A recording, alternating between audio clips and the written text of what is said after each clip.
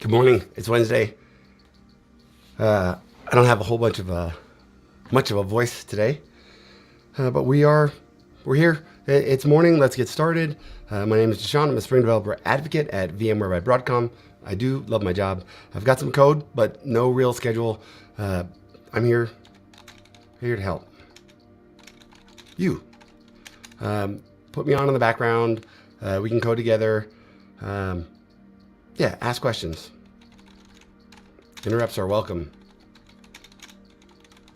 I'll make mistakes. Keep me honest.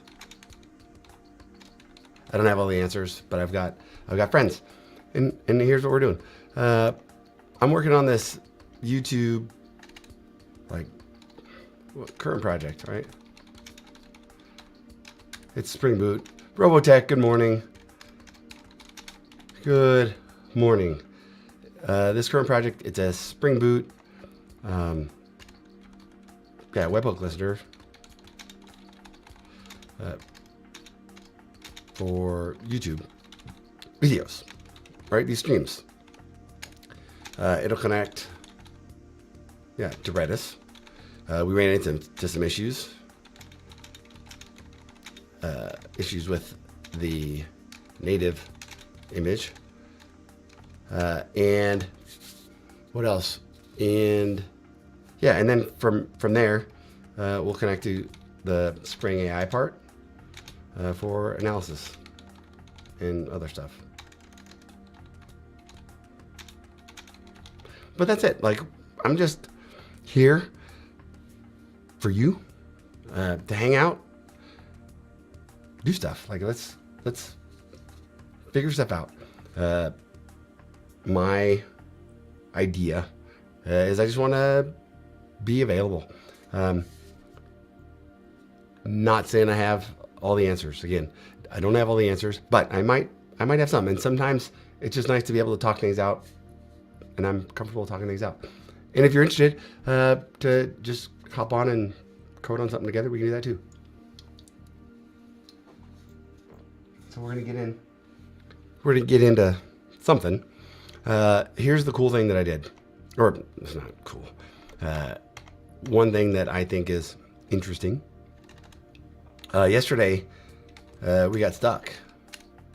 Our native image didn't work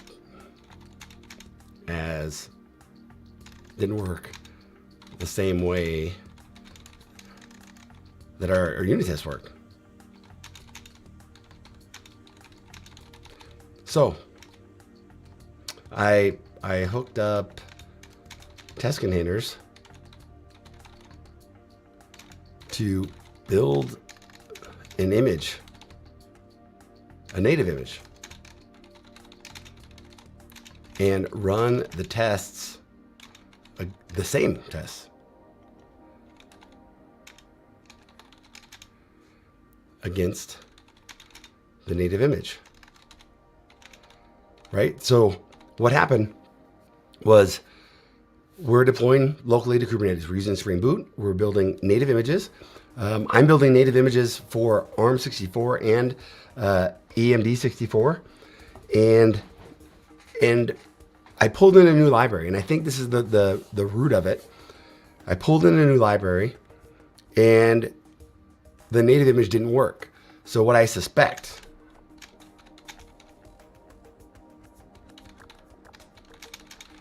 the library, com.roam tools, isn't,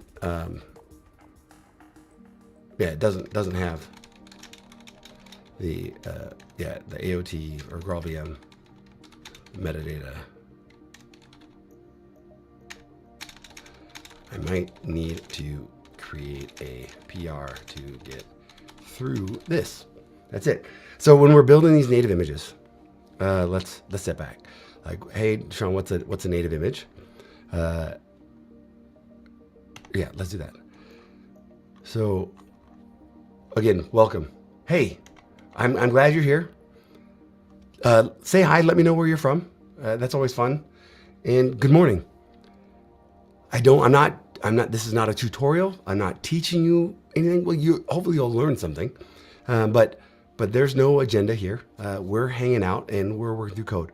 I'm lucky in that I don't have anything that has to get to production. I'm going to take things there, and that might be a character flaw. Is I have a hard time doing a demo and not taking it to production, because after you get the thing to work, there's a lot of other things that happen between there and production, and sometimes those things matter. Sometimes I care, but I want to make it available. So ask questions.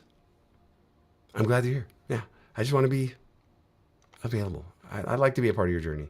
So this is one of my favorite drawings. This is what I think developers want. Awesome. Well, wonderful. I'm glad you're always here. From Chicago. My buddy's in Chicago. I like Chicago. I have a lot of fun in Chicago. I really do like Chicago. And my thoughts, Nick, let me ask you, as a developer, whether you're a developer or not, I think developers want to do a git commit, and they just want to see it in production. That's it. They want to have their code in production. Like, yeah, you might have to do some prep, but it's nice if you get some help on the conventions. But I think developers just want to get it to production, git commit. One of the other things with the JVM has been super powerful and super amazing. And yeah, I'm a Java guy. On Twitch, I'm over here at Java Grunt. My day job is a Spring Developer Advocate, which is a framework on top of Java. Java has done this for a long time.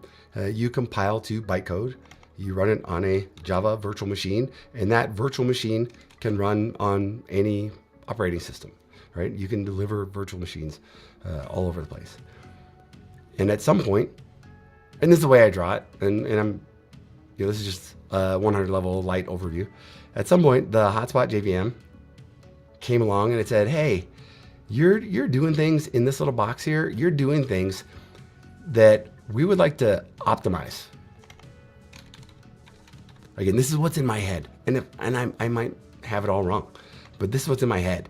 Like, I remember Hotspot came along and it could find those hotspots in the bytecode. And what it would do, the JVM would do, was optimize those parts of your bytecode. It would optimize it down into that native operating system. Todd Libby, good morning. Stopping in to say hi. I'm glad that you're here. Are you going to stream today? I switched to this 8:30 to 10:30, and I haven't looked at my friends' streams.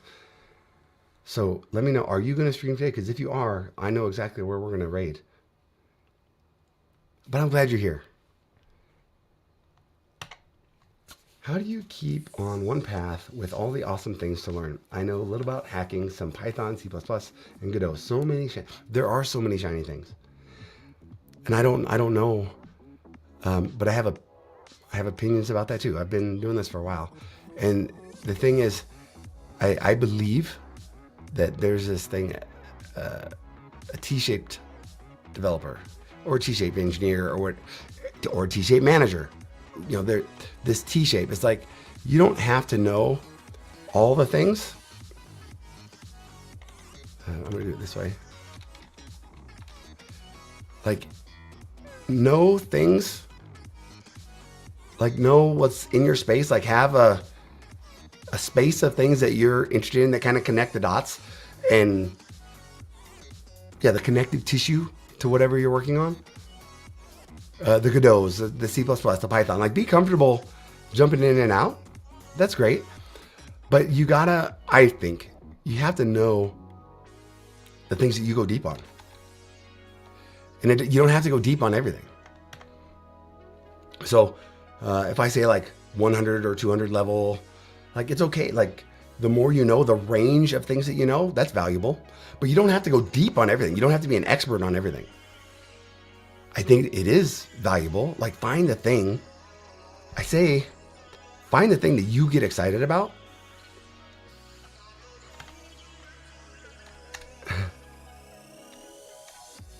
Like, you can have fun with. And I would like to also say that the stuff that's going to help your team, right? Don't do the same thing that somebody else in your team is going deep on. Like if somebody else is going deep on something, you're going to learn from them. They're going to help your breadth. And you might get to go, 200, 300 level on something else because they're deep on it. But you don't ever have to go deep because you've got somebody else that's advanced in one space. So I like fill a need for your team. So I'm comfortable trying things and I want to learn all the things, right? I don't even have to go outside of my language. I don't have to go outside of my framework. The Spring framework has, it has so many projects and there's so many cool things just in that framework that I there's no way I could ever go deep on all of them. So this is my approach. Like I want to learn a little bit about all these projects because I know that my team has experts that are building and maintaining these open source projects and they're out in the community and they're learning all the things. So I'm gonna let them go deep in it, but I wanna be able to use them. It's weird how like when you put a new tool in your toolbox, all of a sudden you start to see all these other things like, oh man, that tool would do so much for me. And now I can do these other things that I couldn't have done before. So this is just, Robodeck, I think that's a good question, but this is kind of the way I look at it. The other part of that I say a lot. Again, I'm old, and I draw another picture, and I got this from Gotham. Like you have a comfort zone.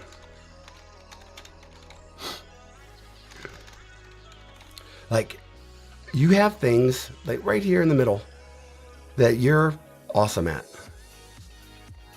that you enjoy, that you're doing stuff and you can lean on. You have a comfort zone. But staying in your comfort zone is not where the growth happens. Like you're not going to grow if you just do the one thing. The growth happens outside of your comfort zone, right? Whether it's what you're going deep on, right? Hey, maybe today I go here. The growth happens. This is my comfort zone. The growth happens when you go past that. You could stay in your comfort zone, but the growth, which is, I think, actually, I'm going to say this.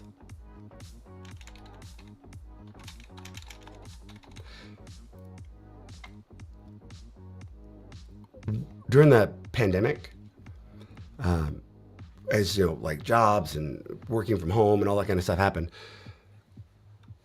I had a lot of conversations. I had a lot of friends. And what I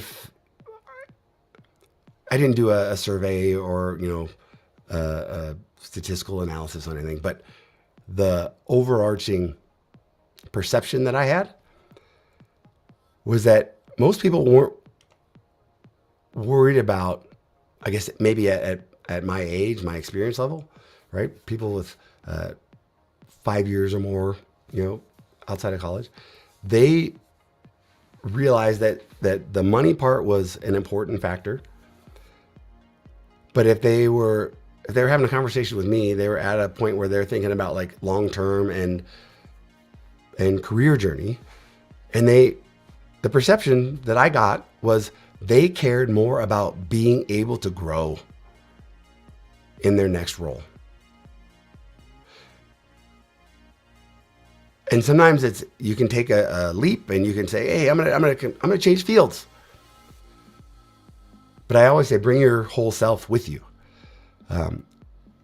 If you've got a comfort zone, if you've got things that you're awesome at, I don't know how I draw this picture, but I'd say like leave one foot planted in your comfort zone and let that other foot step out into the new stuff, into the growth,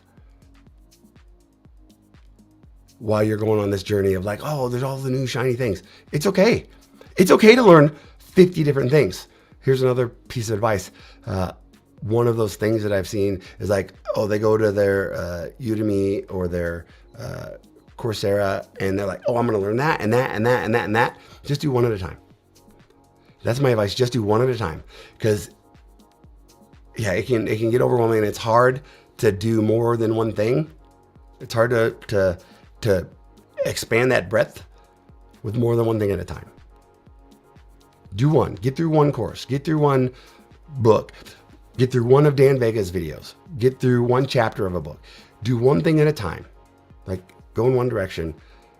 And you don't have to finish the course. You don't have to finish the book. You can set the book down and you can come back. But like on those sites, like just do one thing at a time. Say, hey, I'm gonna get through 3 chapters, or I'm gonna get through 3 videos or tutorials, whatever it is. Nick says, recently I've been having issues deploying my Spring Boot application, so I've been focusing building up the front end, I think is what you're saying. Tell me about your issues. Like, why are we having issues? I'm doing that here. Hopefully I can maybe like share and we can do something together. We can work through it. The nice thing, let me ask this. Where are you deploying Spring Boot applications? Because the nice thing is, like locally, if you're on your laptop, you can just run it. And I'm using test containers. Like, we can just run it and we can have the backend and everything. So where are your issues? Let's see if we can work through that. I don't have an agenda. I don't have anything. Yuri, thank you for being here. He says, hi, Deshaun. Thanks for doing this. I remember you mentioned before that you always use build packs. Build packs, yes. Let's put a little quote out here. Friends, at least my friends, don't let their friends use Dockerfile. Don't get me wrong. I like Docker. I like what Docker provides. I use Docker. See this little button up here. I'm using Docker. I've deployed Kubernetes. So I'm deploying containers. I'm using containers, but not Dockerfile. Spring Boot makes it so I don't have to. Makes it really easy for me to build OCI images that I can run anywhere. Production grade, like best practice built in, the build pack.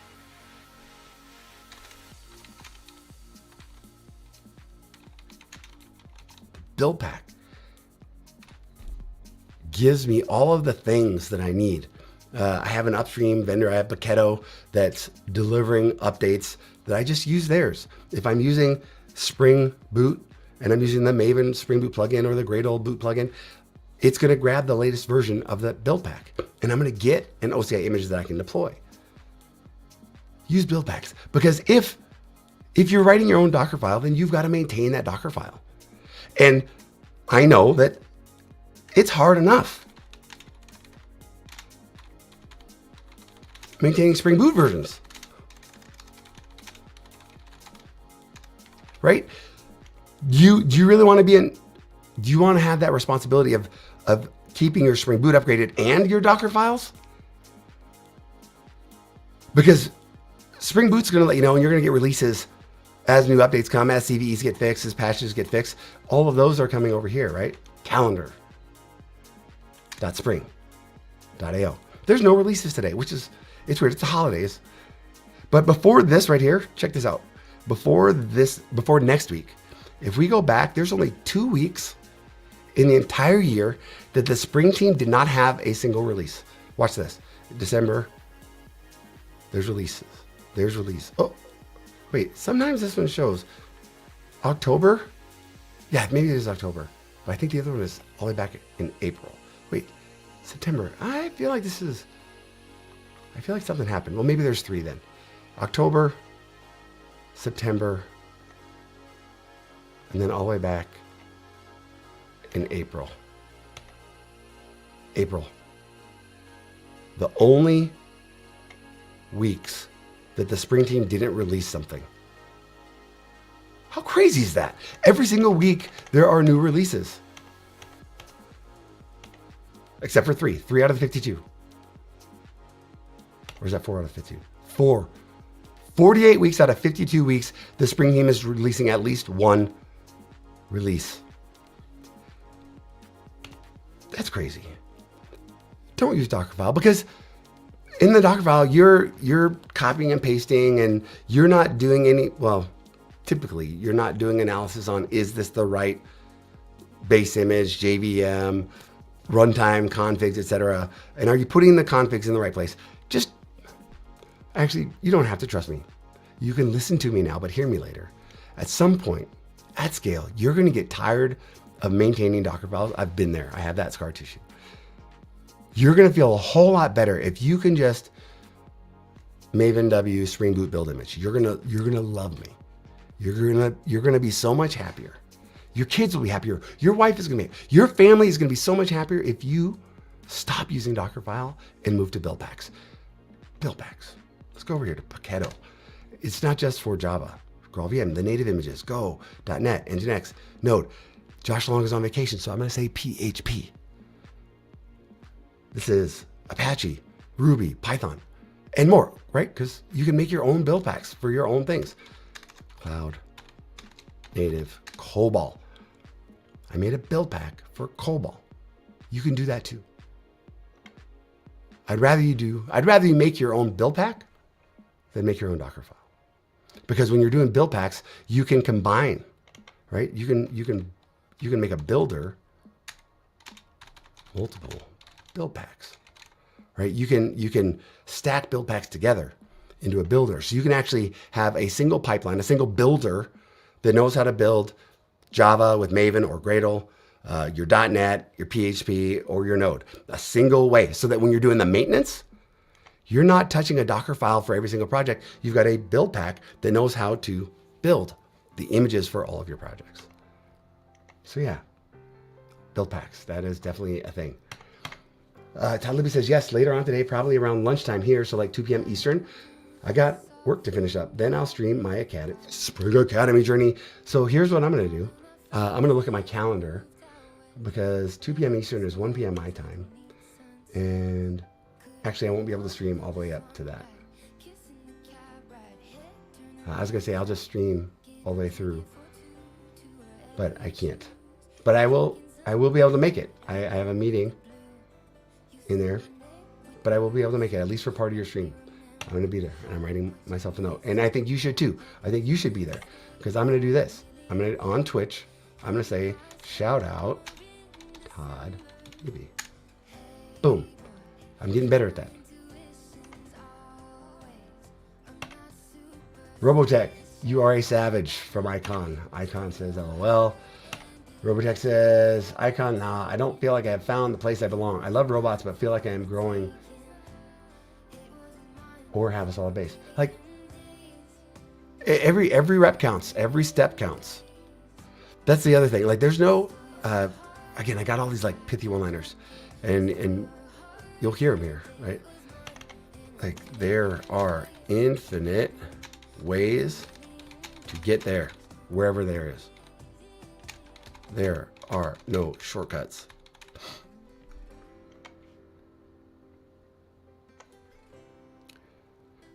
When I'm tired, I get emotional. My dad. I love my dad. But I just remember the day he kind of explained that. You know, I was on a trip. I was home from college, and I was really having a tough time. I felt like I was behind. I felt like I wasn't on some made-up schedule. And he pulled out my atlas, you know, because we had paper maps back then. And he showed me the way. Like, the first time that he took me to college, the first time he took me, we went here, and we figured out, hey, here's where we're going to stop for gas, and here's where we'll eat, and you can make it in this many stops, and cool. And this is the way we went. This is probably the fastest way to go. And he asked me, he's like, hey, how did you get back home? I went here, Dad. I followed the same way that we always do. And he goes, all right, like, if you went over this way, if you went the not fast way, if you got off the interstate and you went through Buxton and other counties, would you still be able to get there? Yeah, Dad. It would just take a little bit longer.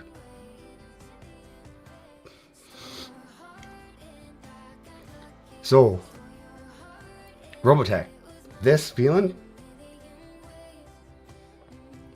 of not knowing where you're at yet, I get that. It's just, there's infinite ways to get there. Spring Boot has been my comfort zone, my refuge, as I say, right? Isn't it nice to just be comfortable? So much for me that all of the other things, like just like Robotech, like, oh, I can do it in C++.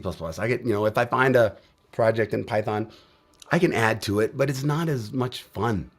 Like I don't have as much confidence, and I'm spending more time reading the docs and how do they do this and how do they do that? And I just don't want to have to learn that. And now, since, again, for me, like there's a big deal that happened with Spring Boot 3 and with these AOT native images that I was talking about before, and I'll get into it a little bit. I do things on Raspberry Pis. I have a lot of fun with Raspberry Pis. But I was finding myself doing Python, doing Go, doing other languages so I could get these projects on Raspberry Pi. But now, with the AOT processing, GraalVM, the Java JVM used to do this. It used to say, hey, I find a hotspot and I'm going to optimize it for that operating system that you're running on. And that's been around for a long time. The GraalVM team said, why not all of it? Right?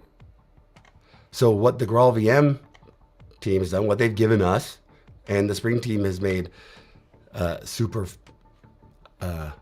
usable and easy to get to, is the GraalVM said, hey, we're going to optimize all of this bytecode. We're gonna make it so we're gonna get just the little bits of the JVM that we need in order to run your bytecode, and we're gonna give you a statically linked native binary. So same kind of process that the JVM has been able to do for a long time, but the GraalVM team says we're gonna do this ahead of time. So at compile time, we're gonna look at all the code, and if you've got a dependency that's in there and you don't need it, we're gonna throw it away. If you've got a loop that we can optimize, if we figure out shortcuts, we're gonna optimize it. We're gonna do all these things, and you're gonna have a binary. So if you're on Windows, you would get a .exe file. It's going to be optimized for the operating system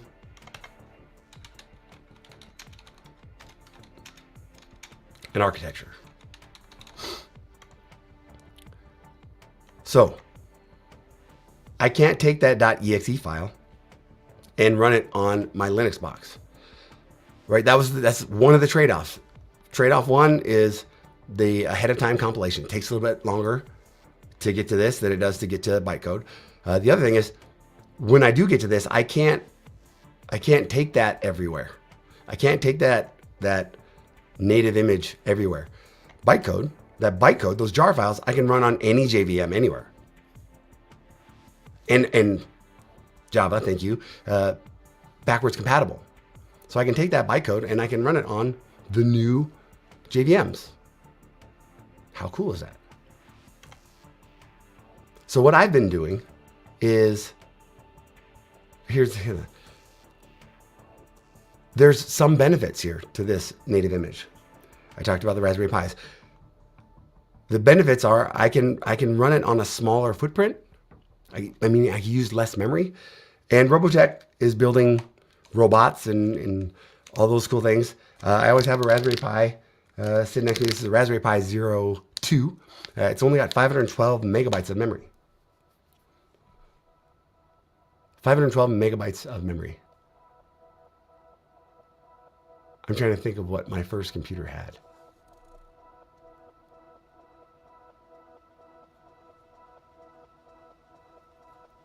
And I can't even think. I don't know what it was. But 512 megabytes of memory. And Spring Boot being my comfort zone, all those other projects that I was doing for my Raspberry Pis, starting in around 2019, I think is when the Spring Native stuff started coming out, or maybe it was 2020. I was able to start taking my Spring enterprise grade production ready workloads, and I could run them on a Raspberry Pi, which was awesome, on a 512 megabyte Raspberry Pi. So Spring is definitely my comfort zone, but I want to learn more. I'm still learning, a continuous learner, if you will. Nick says front end. I have tried render.com. I don't know what render.com is. I hope it's Safe for work, render. Your fastest path to production. Build, deploy, and scale your apps with Okay. Should we get into that?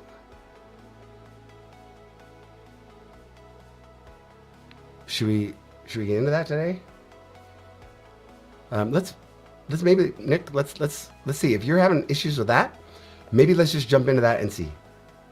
Jonas, I'm so happy that you're here. Thank you so much. Icon says, I'm working, so I have this stream muted. Hey, that's cool. And if you've got a question, yeah, like stop in. Icon says, I need to talk to you over the holiday break. Random coding stuff, AI model, GitHub releases, etc. Yes, we're going to be doing stuff. Hello, James. Welcome in. More than enough. 512 megs. Yes, more than enough to run these workloads. But what we did was we ran into some issues. So I'm doing this, and my thought process is if I want you to run my app, I don't want to give you a big bloated container to run. So in my path to production, I make native images. ARM64 and AMD 64. Because I'm running on a Mac, I run on Raspberry Pi, so I need the ARM64 images. But maybe you're running on x86, maybe you're running on Intel. So I want to make these native images, these optimized images, so that they're easy to send over the wire, fast download, 70 megs versus 170 megs. And they're not going to take up a lot of resources on your machine. This is where I'm at. This is where I like to be, primarily because of the Raspberry Pis. Spring makes it easy. Hello, my friend. Hello, my friend. I have an answer for you, and I need to email you right now. So I'm going to do that real quick. I have the answer. I got it yesterday. So please hold. Let me answer that. I'm going to do it offline real quick, if I can find it.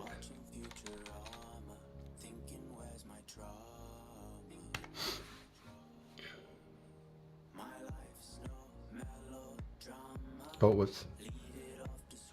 I'll respond to you in a minute because I don't have that email open. So yeah, but I have an answer for you. Weekend project is deployed native image to AWS Lambda via container registry. That's done?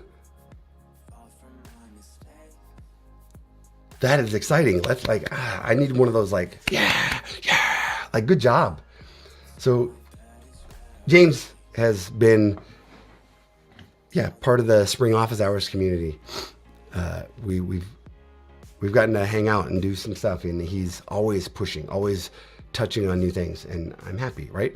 He's got a comfort zone, and he's kind of pushing out. I can tell, as we've interacted over the last, it's been at least a year,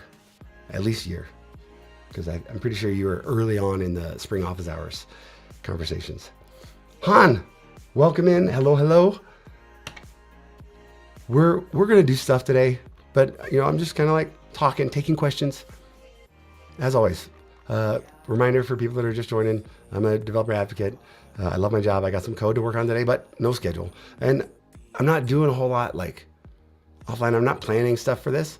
I'm gonna work through it. I want you to see how I work through issues, and hopefully we can learn something together. But also, I want to hear about what you're working on. Like James here, I want to hear about what you're working on. What did you get done? Little or big, I would be super happy to hear about projects that you're working on, what you're taking to production, what you've done recently. My favorite things are Spring Boot, Raspberry Pi, Kubernetes, build packs, DevX. Let's get to production. What did you get to production? So Jonas, I'm working on the same projects that we've been working on. It's just, I'm not going super fast. Yesterday, we took our project, we connected it to Redis, and I pulled in another library. I pulled in this library called Rome Tools. Let me find it. This one. So this is interesting, right? Locally, my tests are going to run. So if I go over here, and I've moved my tests around a little bit. I did that last night. So I'm going to go to my Java virtual machine test. What I did was, I like this. All right, I took test, test. And I put that into an abstract class. Because I want to run all these tests. I want to make sure that you can hit the endpoint, that you can post, that you can get the health. I put all of that into this abstract test. And then I did one with the Spring Boot, the web random port thing.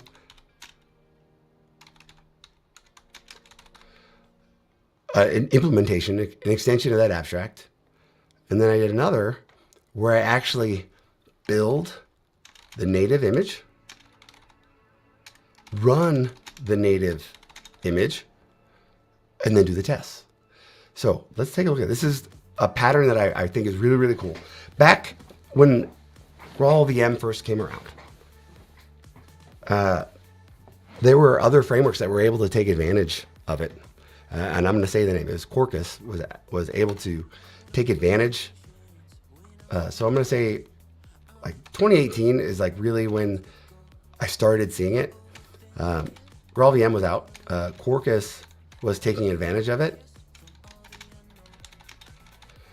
But the problem that I saw in the ecosystem was Quarkus was still using most of the Quarkus projects still using Spring libraries, right? Like they have the integration so that you can pull in the Spring stuff. So they were running the same problem I'm running into. And this is a lot. Like you could either make a native image or you couldn't. And they were having to do a lot of work in order to get to those native images, where the problem was JVM results differed from native results, right? Like, hey, it does this as a JVM running, my test works and stuff, but when I deploy that native image, I was getting different results, I expected different things. Graal VM was early, and some of the metadata that we were able to do was, or didn't exist. So that was 2018, and I want to say that 2019, the Spring team started.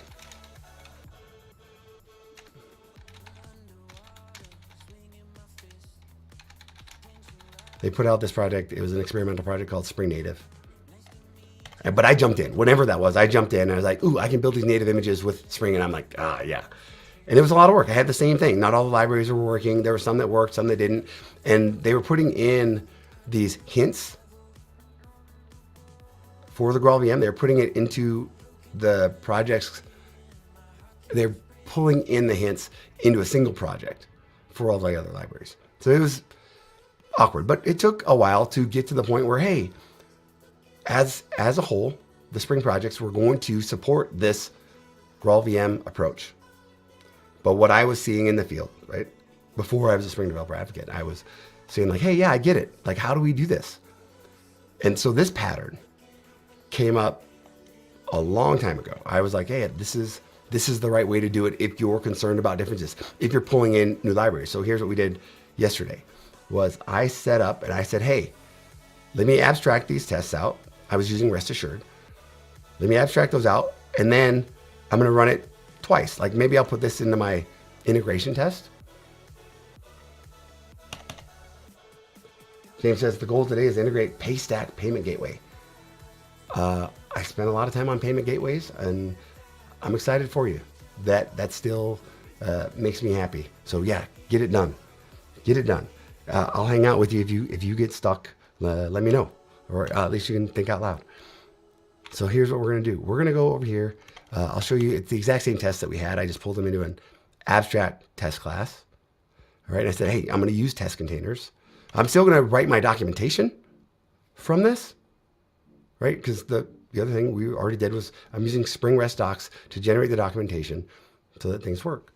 So that was what was weird, is that our documentation worked, our tests all worked, everything was working when we were doing it as a JVM. But when we took it to production, the native image was not working. So if I want to run this test, here's what I'm doing. I set up a web environment, spin up a random port, I got to tell, as the abstract test, I got to say, hey, which port do you want to connect to? Right? So you got to implement that. And then when we set up, I make it so you got to tell these tests, which port are we testing against? So I can run this. Hopefully it didn't break. These are the same tests that we had going to production. We took this abstraction layer out and everything works. Because we're using test containers. Now this is what I think is the cool part. Excuse me, I got a little thing. Because we're using test containers in this abstract app test, it actually stands Redis up, right? If I scroll down here, I'm gonna see somewhere the Docker standing up Redis. Right here's Docker. We're doing the stuff. We're connected to Docker. We're standing things up. And somewhere we stand up Redis. Cool, just like it was doing before. We're standing up Redis. Then we do the service connection, so we get all of our port magic. Now this is going to be important. We get all of the ports plugged right into our Spring Boot application context. So that each time, hey, I'm doing this request builder, that's for the Spring REST docs. We're running all tests. All these tests pass. These are green. Fantastic. But how come it didn't work when we went to production or to Kubernetes? We deployed those native images. How come it didn't work? What do? Well, now this is the cool part that I did it offline, so I will take time on this. Let's close this and let's talk about. I pulled out this abstract test. I don't need this. And there's some gaps here. So here's what I did. I said, hey, I'm going to make this native image. This is the trick here. We have this private static final future. I'm making an image future. This is going to build a native image. So I've got some stuff in here. We're doing this resolve for the lazy future. I got to find my MVNW, which I know I'm using Maven. I'm expecting to have a MVNW, so it's finding the root of the project in case my CI/CD is not in my IDE. Sometimes you bring out those packages and you set them up in different ways. So, hey, where this is running from, I want you to find the MVNW file. So, okay, and then I set that as my baseline. I'm going to add a test here. I'm going to add this property. Skip test equals true. I'm building the native image. Oh, wait. I'm building the native image. And I say skip tests true. The reason why I hesitate is because if I don't exercise those tests at compile time, because when I go to production, I'm running the tests, then I'm building the image. If I don't exercise the things, would I be missing anything? So this, maybe I want to turn this off. Sorry, I'm thinking out loud. This might be causing me a problem still. Because at compile time, no, because I do it, sorry. When I'm over here building the images, right here, I don't say skip tests. So the images that I'm pushing to Docker Hub, I don't say skip tests. So sorry about that little tangent. This is a cool workflow. I think I did this initially just for, hey, this is a good reminder, right? I'm always talking about updating your stuff, right? This is one of those things that I haven't got automated the way I want it yet. I'm sure I'll do it on the stream at some point, but this is something that I just kind of do automatically on the machines that I'm running on. Like, let's just make sure I'm on the latest and greatest. I would hate to be running on something when there's a 0 day that's already been patched. You know, whether it's on my laptop or in production. Hey, is there patches that I can apply? Yes, cool. I'll apply them. And I'm going to trust Brew and the Homebrew and their stuff. I'm going to trust it. I do this every single day. I do it, it makes me feel better. You know, maybe they're making things faster, like the Java team is. Maybe they're making things, they're patching fixes. Thanks, Jonas. We're thinking out loud. We're just here. I really just want to be available and thinking out loud. And you know, truth be told, Jonas, I love getting help from the community, like you. Thank you for all the help already. So this is what we're doing, and because you're playing along on this Kubernetes and Raspberry Pi journey, these headphones are really like pinchy, and I haven't found the good way, and I haven't got them like stretched out enough to where they're comfortable. So we're here, and I like to do this every once in a while. Like I don't want my computer uptime to be like that.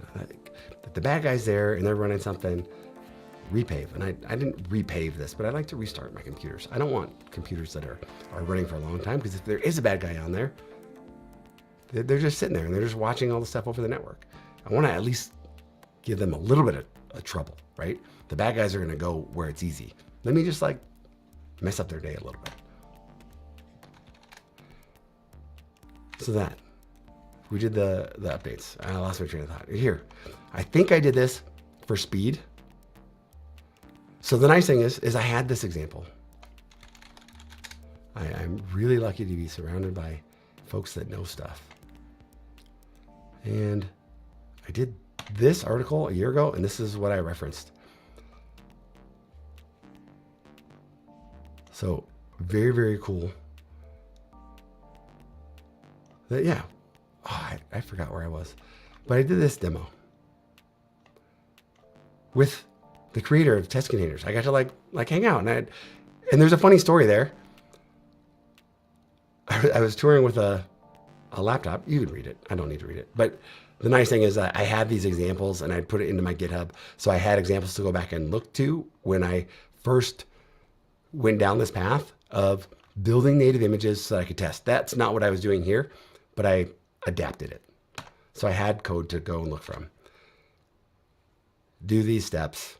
We're going to use the package that I added was the Maven Invoker. Oh, do I need a new version here? I think it's suggesting that I need a new version. Ignore vulnerable, show vulnerability. Is there a newer version?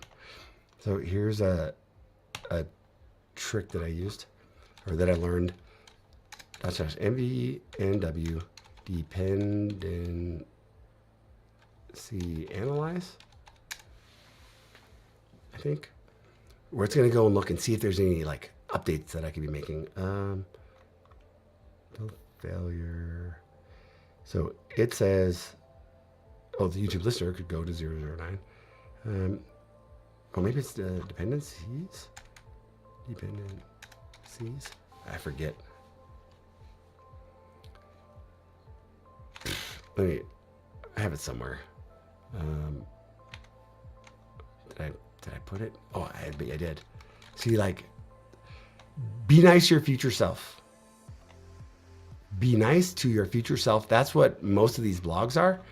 Is like, here's something that I'm not going to do every day, but man, it was a nice tool to have in my tool belt. I learned it on Jitter Ted's stream not too long ago, and man, that was a good time. But I learned about this little trick. Version display dependencies. Updates. So it's going in and it's looking at all the dependency updates, and it's saying, hey, it's going to give me out this output. It says, hey, like, yeah, you can upgrade some of these things.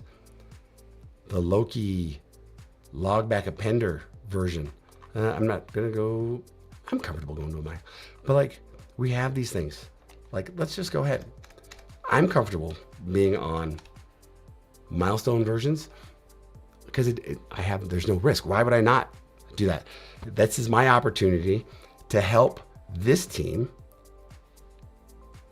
evaluate and make this ready for GA. This is my opportunity. If I find a bug in that, then I'll open up an issue.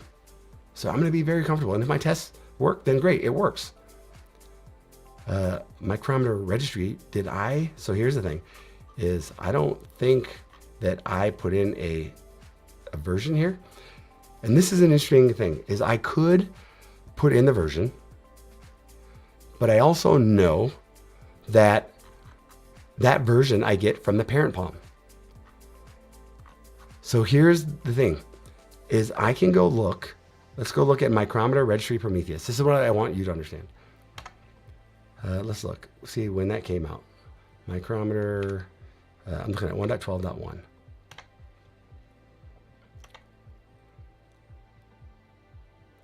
Bumps. So what I'm doing is like, is there like a CVE in here? All the issues that were closed, I'm looking for, is there a CVE?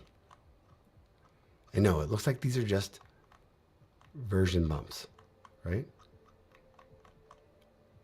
So I have a little bit of, hey, okay, I'm cool. And for me, I'm gonna be like, do I wanna put that version in?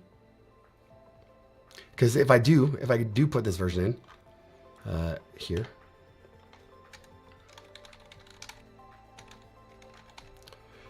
one of the nice things is when I go up to the parent palm, when I'm using their dependencies, all of the dependencies that come from the parent palm, I know that they're all compatible with each other, right? If something were to break between this and something else that I'm running, then awesome.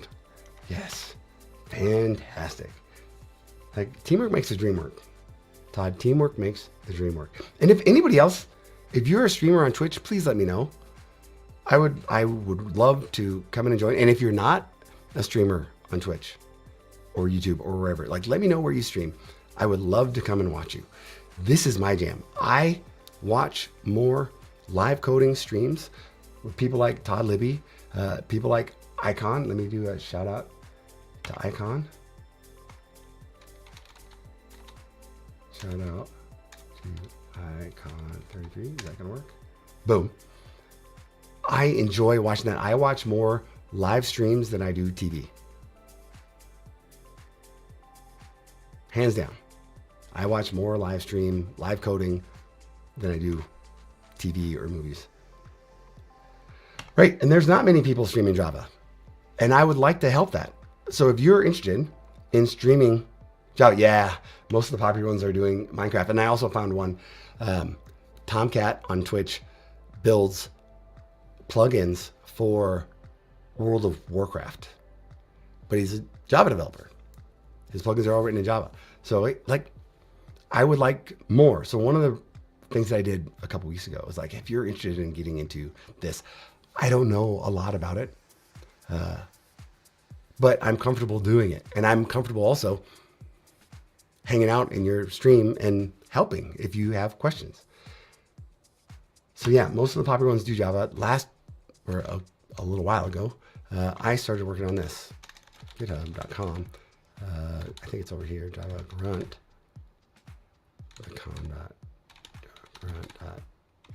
Twitch. Just a little Prometheus metrics exporter thing that will just go in and grab your Twitch metrics. Like while you're on a show, you can see metrics and watch your subscribers and all that kind of stuff, number of videos, like simple. It's not done, but I did it live 3 weeks ago and it's fun, right? It's fun to just do that. And when I was building this, I was thinking of a lot of times the streamers, especially the live coding streamers, the first thing they do is they build their bot. Like, oh, let me build a bot because I'm going to do this and this. And of course I've done that. And I'm sure we could go back and look at that. But I thought this might help somebody come in and do streaming. And here's the other thing. The whole like learning in the open. We talked about this. Like, I wanted to get comfortable. I want to get uncomfortable so I could be comfortable doing this, right? So it just takes reps. I'm not high production, yet. I'm going to work on it. I'm getting a head start on my 2024. So that's what this is like learning out in public and being vulnerable. So yeah. Hey, time for me to get this audit wrapped up. Great to see you again.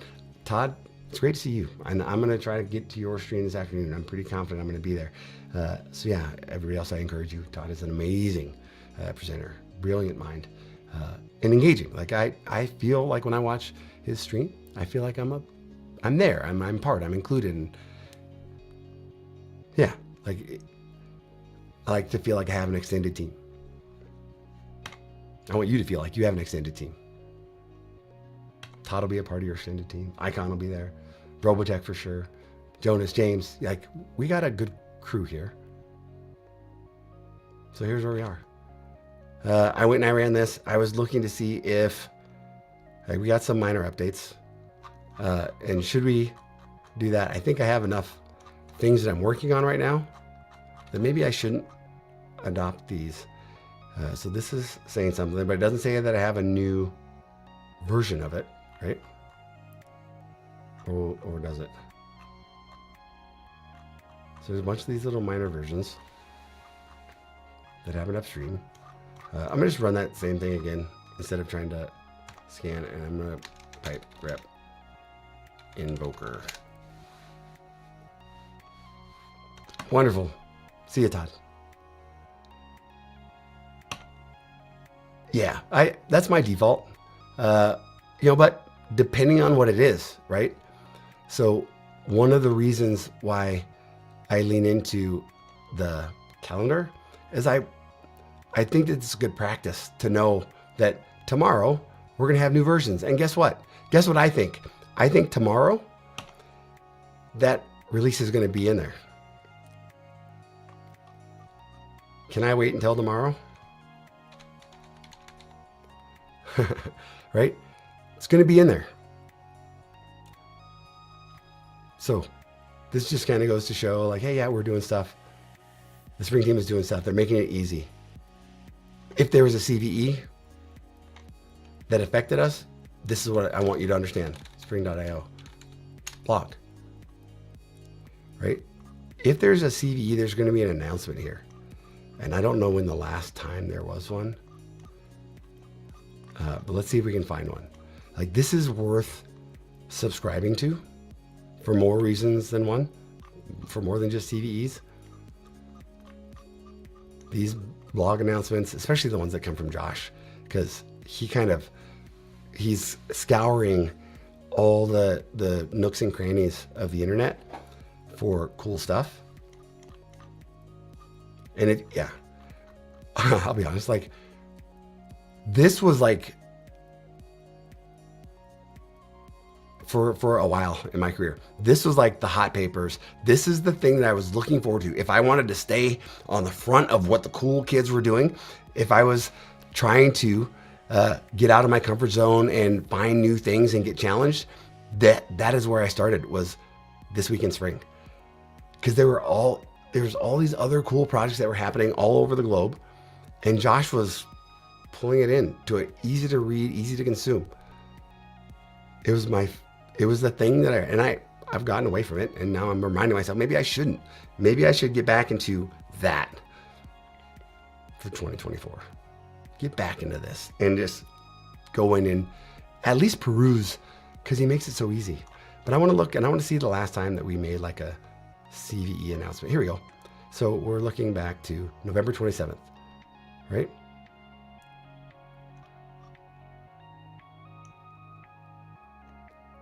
So subscribe to this. That's what I think you should do. Like, subscribe to this, because it's free, but you can get this type of information for free. And then when it comes to questions like this, yeah, you can have a little bit of confidence that, you know what, I can wait until tomorrow. And I'll tell you why.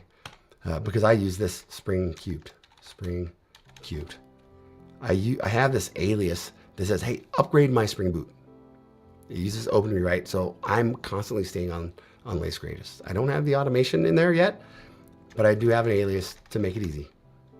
We'll get into the automation more. You stay tuned for that. That'll be after the new year.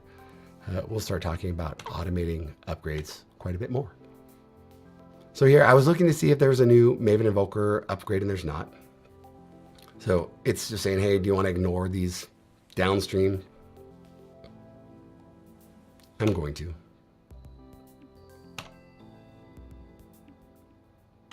And then we're going to keep on going. I don't think I had any other issues, right? Could you share the alias? Absolutely. Absolutely, I could. I'm gonna try to do it because Pink Emma might be in here. I'm gonna try to do it in a new window for fear of.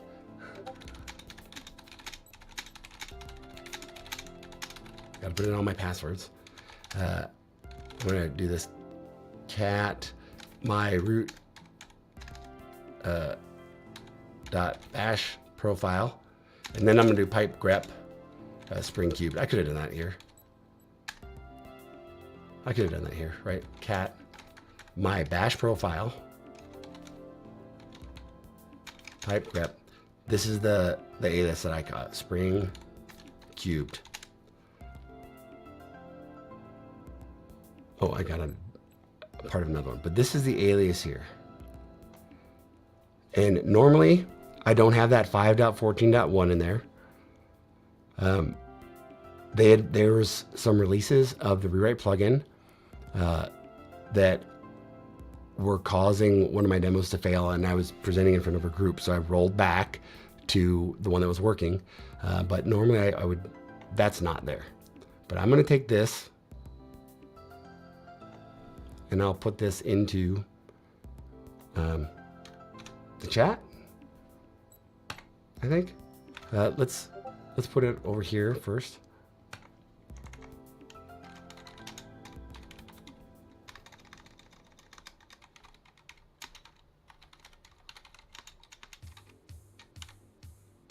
Oh, that didn't look very good. So let me see if it works in the chat. Kind of chops it up. I'll slice it up. So this, and then the recipe.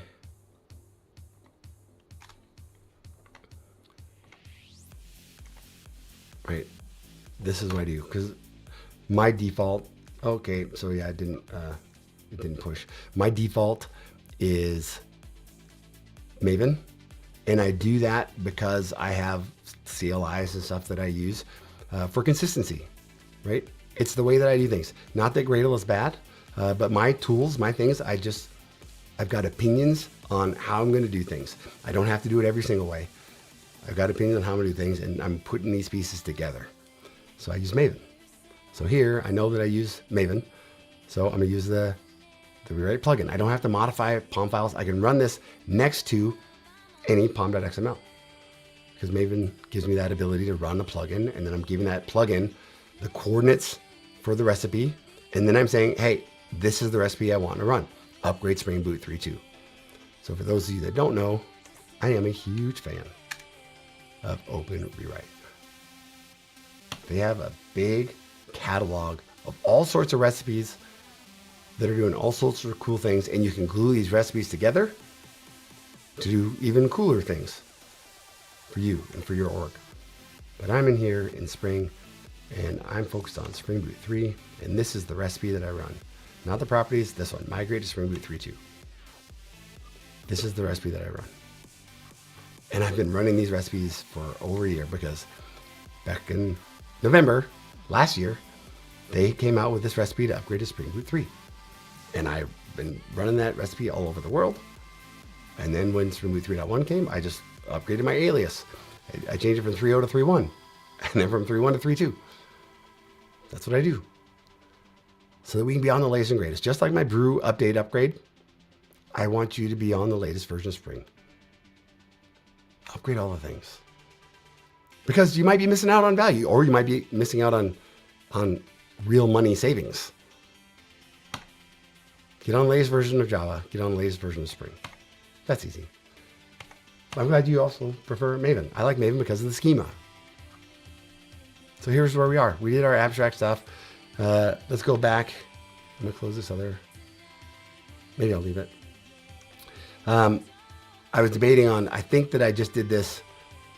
I'm gonna run it this way without the tests. I think I did that just for performance.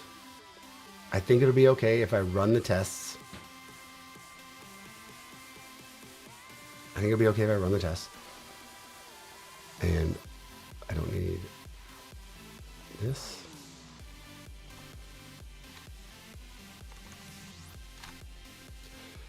So here's what we're gonna do. Hey, find the root of the project, add this shell environment for Docker, because in this test, I'm going to execute from the POM file.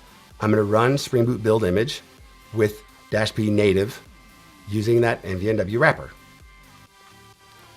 Okay, and then the result, I'm gonna get a result. Cool. Make sure that result doesn't equal 0, or making sure it equals 0. And then this was the hard part that I don't know how to figure out yet. I need to get the image name.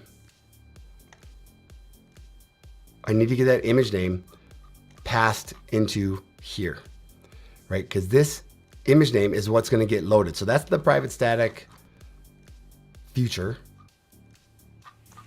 Because after it builds that image, then it's going to say, hey, start up that image. And it's got to know the image name that it gets from here. So this is hard coded right now. I got to figure out a way to get that so it gets the right image name. And remember, I've got these other conventions I've got to follow, where the way that I'm building my images, I build my images.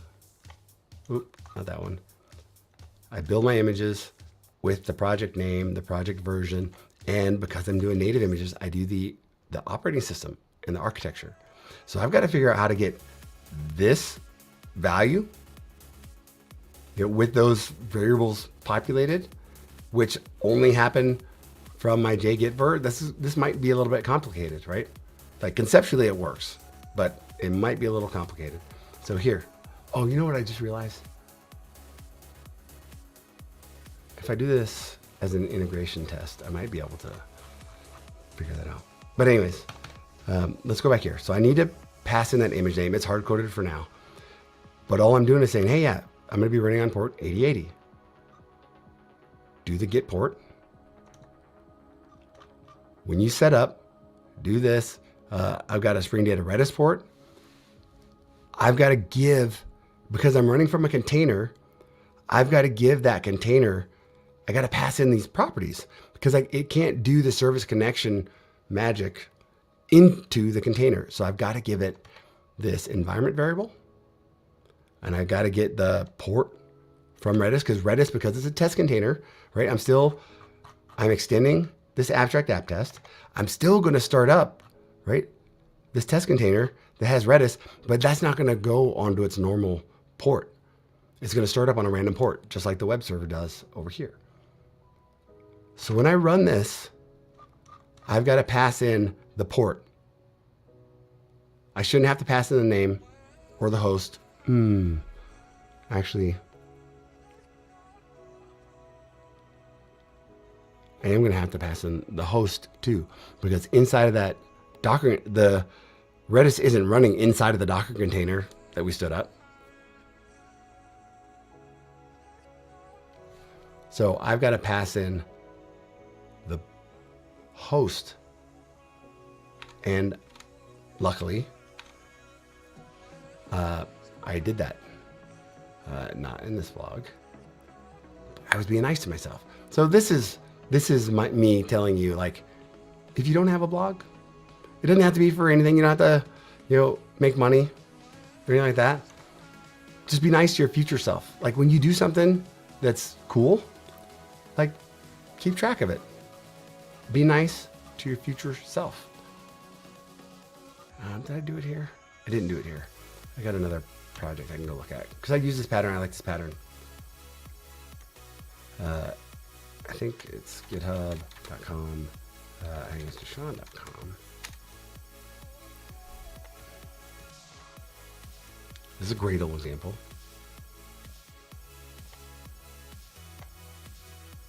Gradle, the reason I like Gradle for this is because Gradle has this integration section that I can run. I can run the integration test separate easily without doing a whole lot of stuff. So here, I can do app.getHost.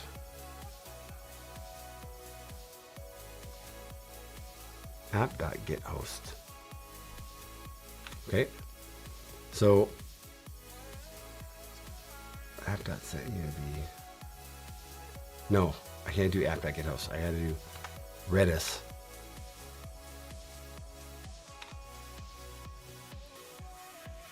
I'm thinking I got to get the host. Yeah, I can just do redis.get host. So here,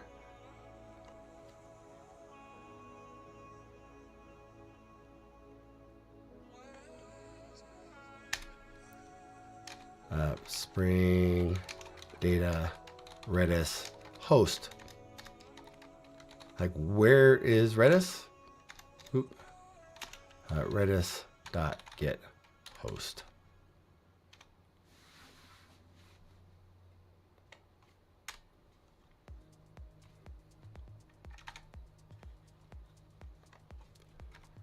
So I'm passing these environment variables. Oops. Is that right? Is that going to work? I'm trying to set, I think that's going to work.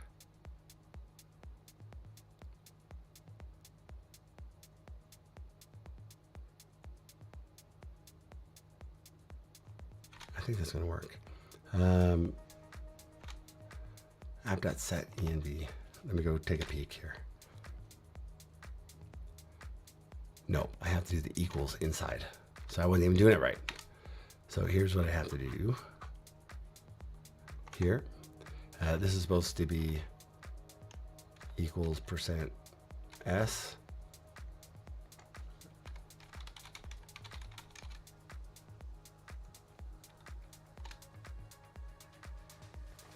Because I want to format, I want to get the value of this and put it into this.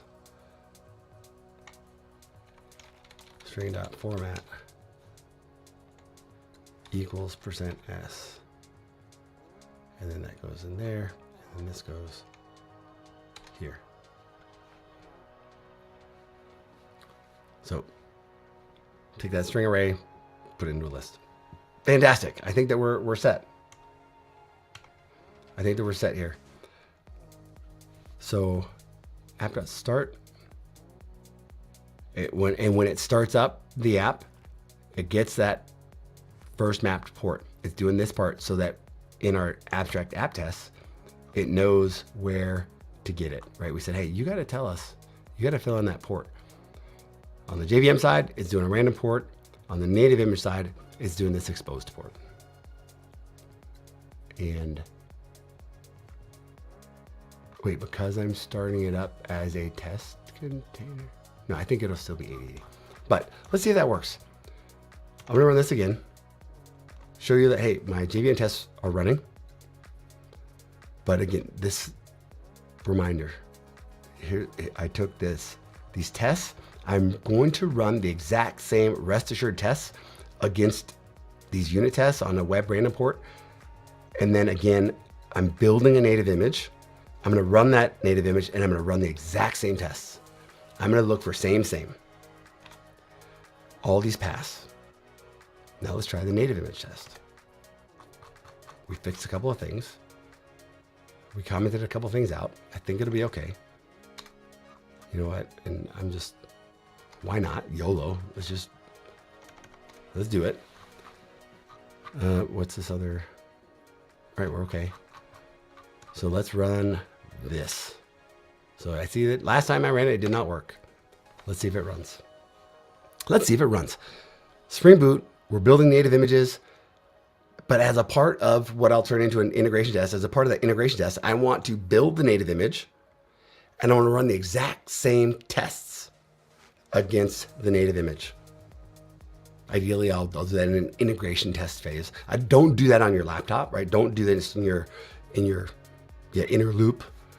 This is something that's going to be done on the path to production in the CI/CD. So as a part of my test, as a part of this integration test, eventually it'll be integration test. As a part of that test, we're building the native image. We're still using test containers and letting that native image use those test containers, I hope, and running the exact same test that we ran in our unit tests so that I can identify, which I think I know the problem. It's the Rome library. And we'll see. I'm expecting these tests to fail. And I'm expecting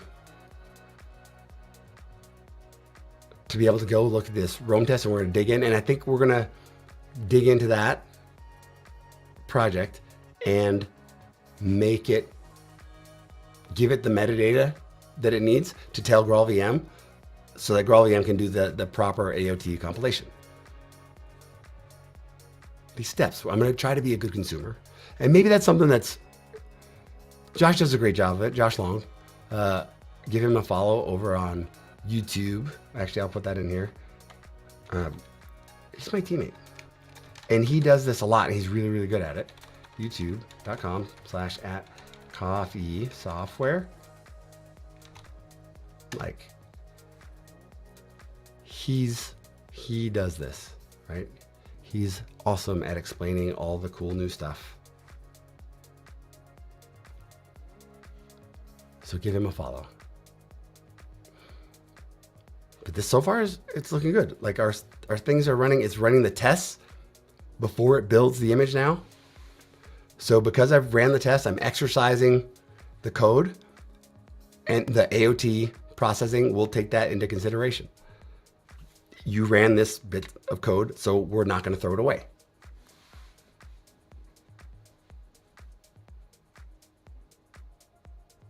Oh, did I do something?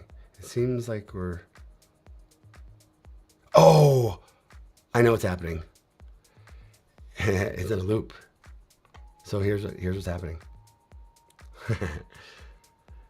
Because I said I took off the skip test. Well, this is a test, right? I'm running a test. So I don't want this test to run all the other tests because this is one of the other tests, right? It's using the Maven invoker, so it's just going to run all the tests that are in there. So it was just on a loop. Fun. So let's put that back in. Nope. Let's put that back in. So it's silly. All right, let's get those properties back. We don't want to do this. That would be nice to my future self. Okay.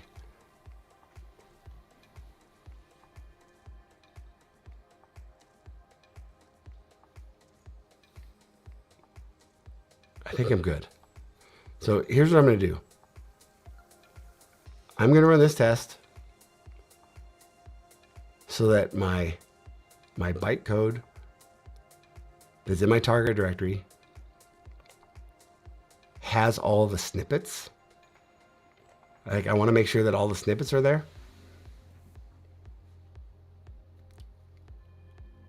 Yeah, great that I found out why I put it there in the first place. Yep, I'd forgot about that. So I'm going to run this. Nope, I don't need a breakpoint. I'm going to run this. Oh, is it going? What's happening? Run. Why can't I run? Something's happening. Oh, I'm probably in a bad state. Let's cancel that. Let's see if we can fix it.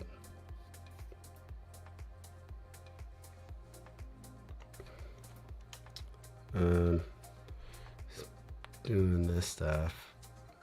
Should I let it? Should I go? Looks like it's almost done.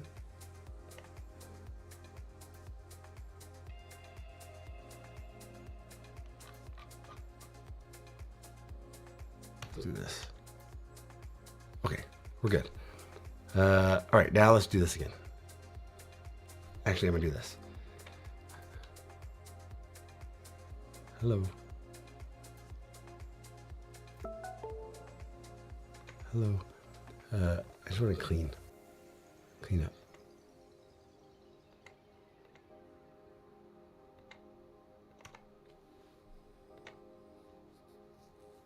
Okay, just clean up all the stuff. Get rid of the target directory, because there might be a lot of fluff in there. Since I just did this loop and it took you a long time to index it, let's just clean that up, just to be safe.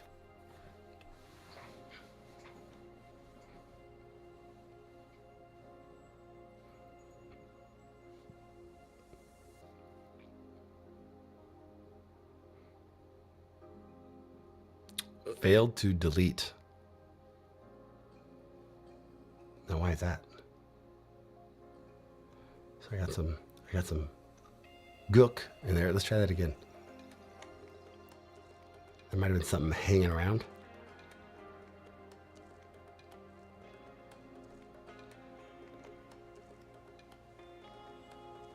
Didn't feel right.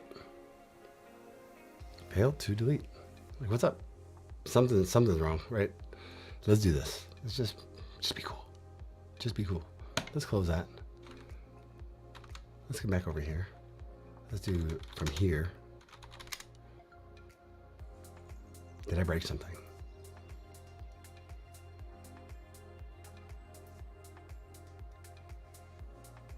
Something. Let's see what's happening. Do I have some? Oh boy. I got all the test container loop-de-loop stuff. Right? So are those going to shut down? So there's some connections to the file system that are happening. I made a mistake. I'm going to make mistakes. So are those cleaning themselves up?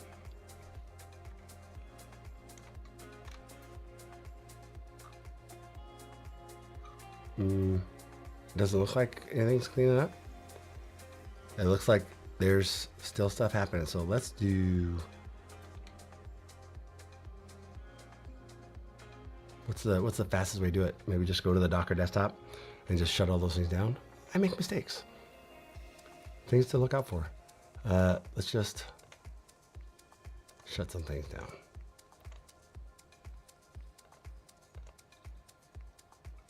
Oh, whoops, I didn't mean to do that. Can we stop those?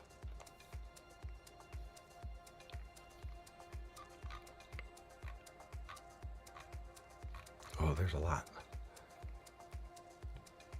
Okay, they're trying to stop. Fantastic.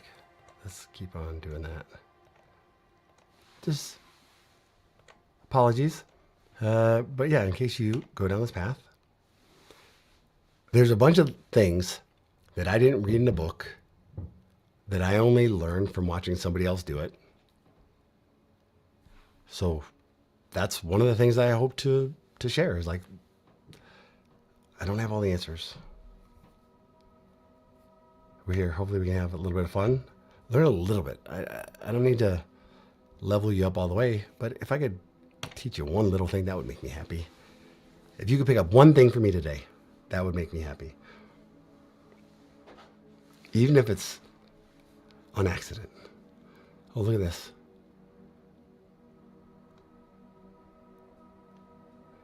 So I got this pack builder.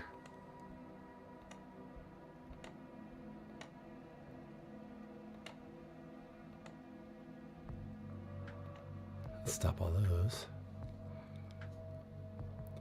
And that should, right? I shouldn't have K3D's use tools server, right? That should do stuff, but I have one more thing I can do here. Is I can go and just kind of like clean up. And just clean up stuff.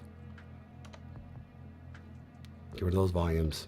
Make it so that I can delete my target directory. Please don't have any hooks.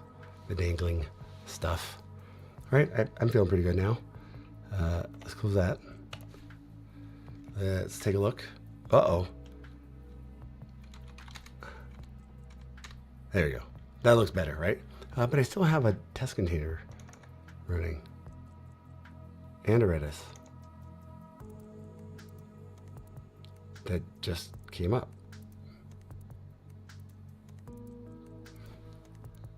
Still like a thread from that failed test. My loop. That's okay. We'll clean it up.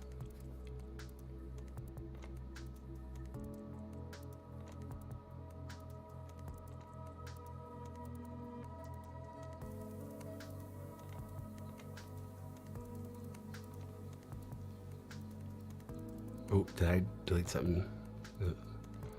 I might have broke something.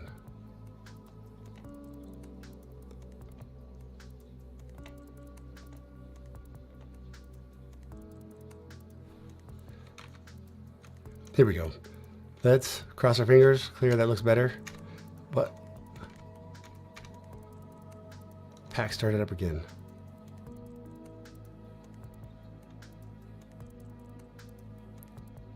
as part of that loop. So I'm probably going to be down this rabbit hole for a while, right?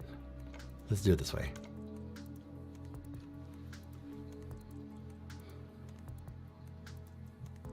It's okay. It's okay. We can reboot. No connection, good. That's what we want. Let's bring it back up.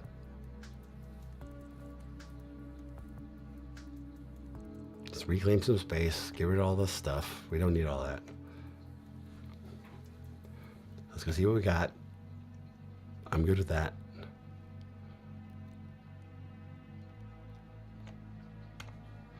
Let's clear. All right. Back to where I think we're good. Now I should be able to do this, hopefully. All right, no more loops. Don't do that. Right? The infinite loop. Here we go. Now, I don't remember where I was.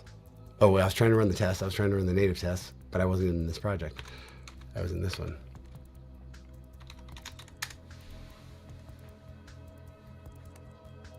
And I was trying to run the native tests. My JVM test worked. I expect my native image test to fail. I think that I know the root cause. I think it's because of the Roam tools. And the thing is, I don't really even need the Roam tools. I could parse, for what I'm doing right now, I could parse out what I'm doing. Actually, that's a good test. I can comment out the Roam tools. I can just throw the stuff into Redis to, confirm my assumption. So let's just redo this. We're gonna run the JVM tests. The things we know work, the things that are working on the way to production right now, they should go.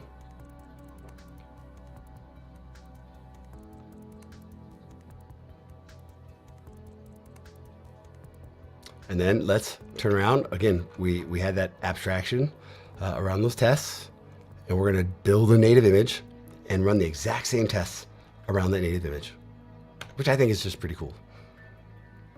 Got a couple things to buckle up, but I still think it's cool. Look at this. Oh, I was about to get excited. That was the JVM virtual test. I need to do the native image test. Here we go.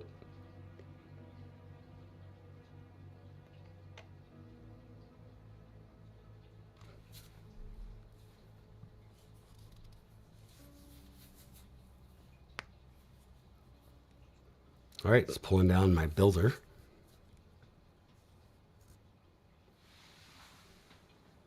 Because I cleaned up Docker. It didn't have that builder image, so it's got to download it again. And my builder pulls in multiple build packs. So it's pulling all those in as well.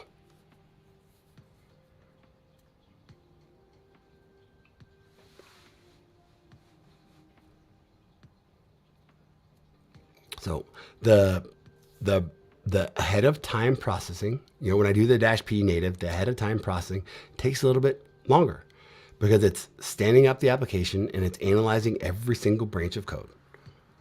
And every single line, every single command, it's looking and it's converting it from bytecode down to native code. In this case, because it's in a build pack, it'll be native Linux. But I'm on an M1 machine, so it'll be ARM64. So it'll be Linux and ARM64. So this image that it's building will not run on an AMD64. But what we're trying to do is validate that the native image is going to behave the same way as the JVM does. And we're using the exact same tests to do that.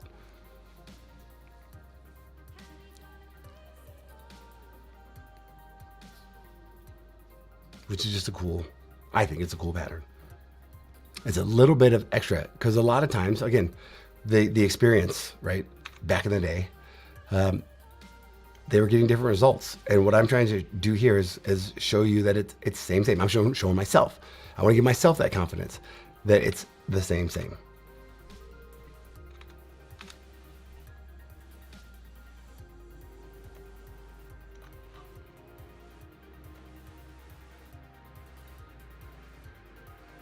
Yeah, it's taking a while. So on this machine, again, I'm running the stream, my IDE. Again, I'm also running Kubernetes. Here's where we have it deployed. We just came back up, right? So that was cool. Doesn't, I appreciate that I was able to shut down Docker and stand it back up and everything is as it should be. I appreciate that. All right, so we validated some of our test work. We validated that Redis should be running. The actuator health info worked. Git should echo the hub challenge part worked, but the actuator health, it said 503. Actuator health said 503.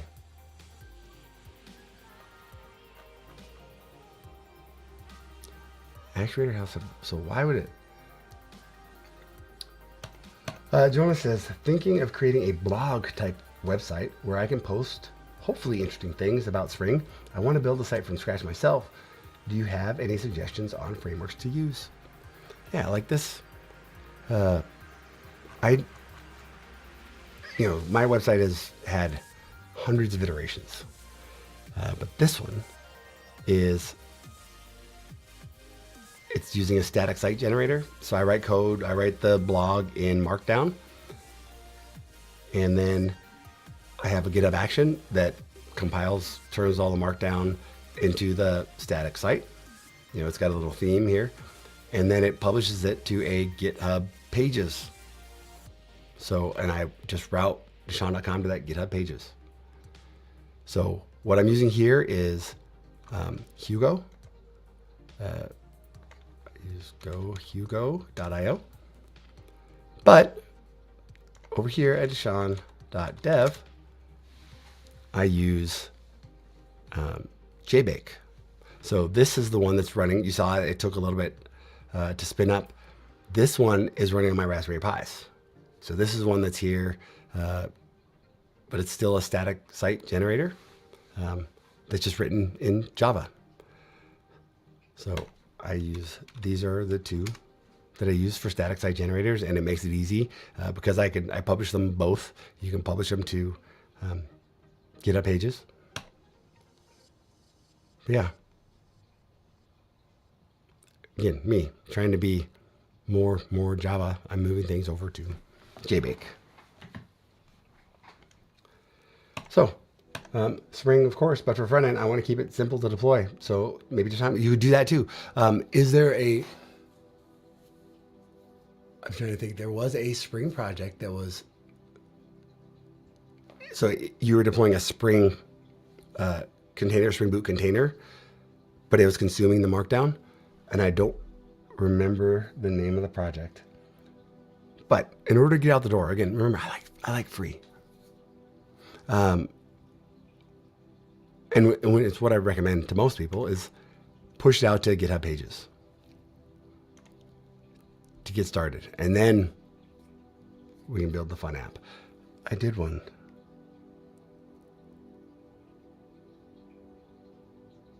Oh, I'll tell you what I did. Let me see if I can find it. Yeah, I think it's here. GitHub.com. Sean Tanzu overview. Nope, not that one. Oh wait, maybe it was that one. Hold on. I think it was just called Tanzu, wasn't it? I think it's this one. Please hold this a private. Yeah, this one. So what I did is I took, and I wanted, just like you, I wanted to be Spring, right? So I have this pattern. I have this thing that I use. Let's go here, localhost 8088. Nope, I didn't deploy. Actually, you can see it here.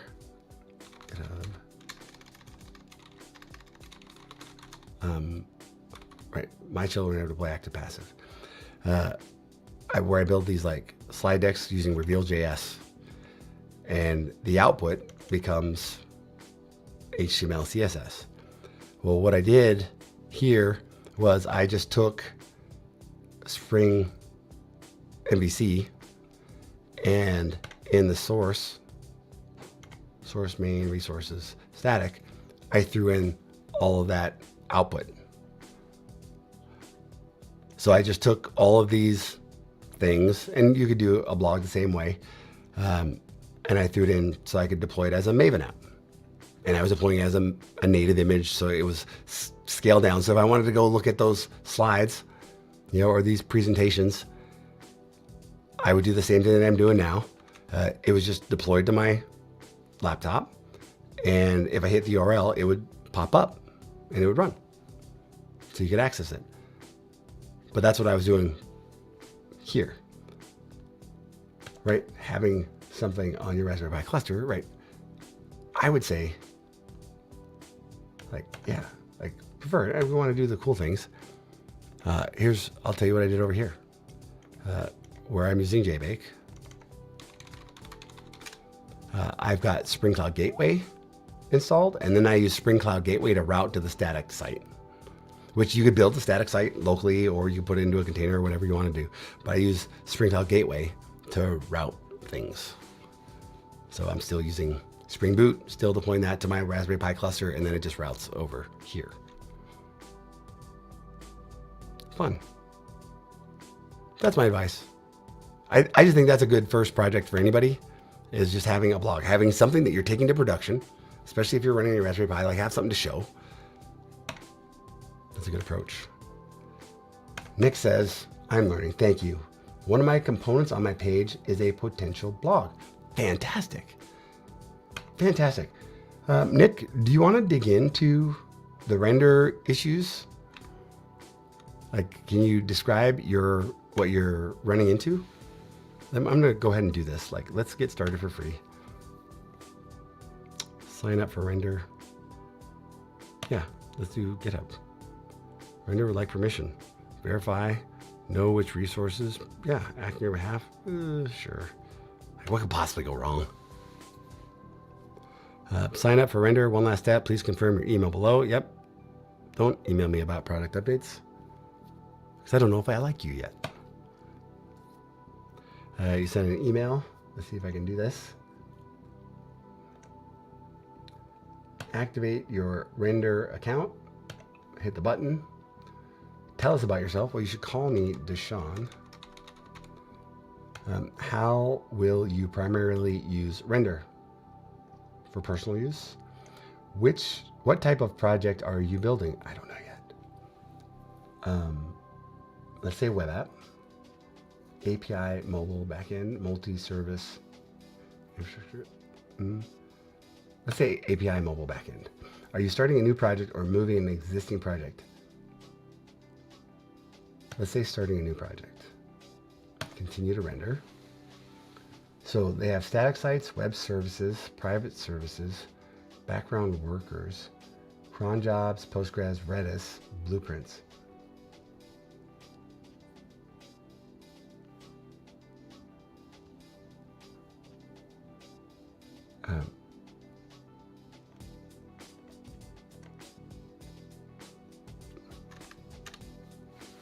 This is what I'm looking at. 0 to 9 deploys, persistent storage, scale up, scale down with ease. Are suitable for long running processes like consumers, for queues, and streaming.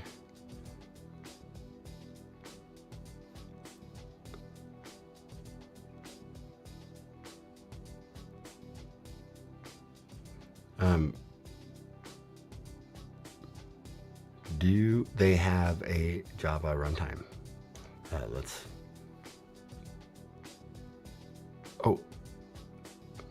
Deploy an existing image from registry. Pull a public from any registry or private image. Yeah, so if we can build a Spring Boot image, we should be able to do this, right?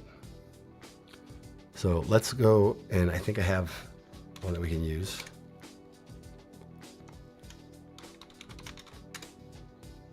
What do they call it? I think I call it Spring Boot Native Pi. Spring Boot Native, this one. This is one I was doing a long time ago. So let's grab this. This is AMD 64. But it says native Pi.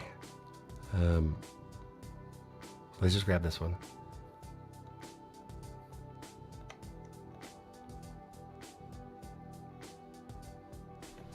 And let's see if this runs. Render docker.io. This is a public image that can be accessed without credentials. Yep, it is. Let's go. A unique name, Spring Boot Native, not Pi. Region, I'm in, not in EU. I think I'm closer to Ohio than Oregon. Instance types, free 99, please. Upgrade to enable more features. What's the more features?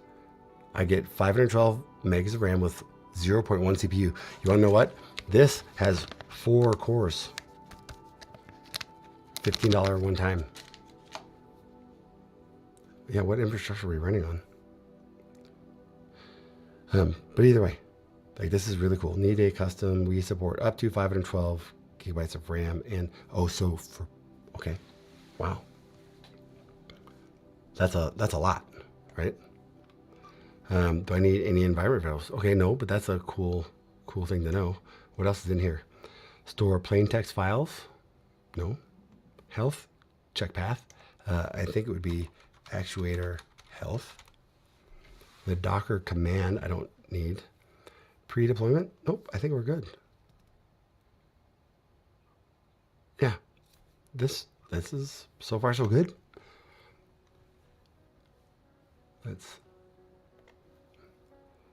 All right, it says notifications just got better. We've added more controls for configuring your notifications. Cool.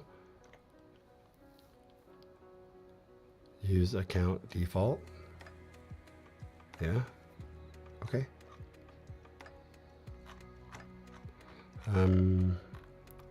Image here. What is this? Static outbound IP addresses. Network requests from your service to the public internet will come from one of the following. All right, but this should be my app, right?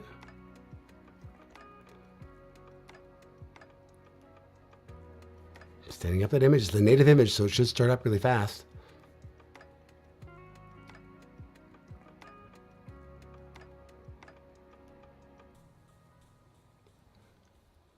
And Nick says, I'm just a noob deploying backend. I built out my front end and deploy fine, but for now I have been building out the back end for the potential backend deployment. Yeah. This is not working. Is it deployed?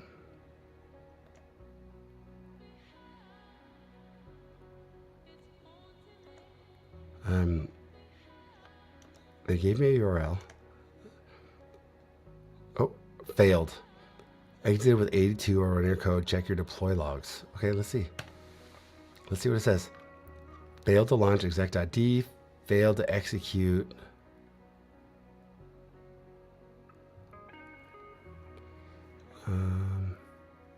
Okay, that's interesting.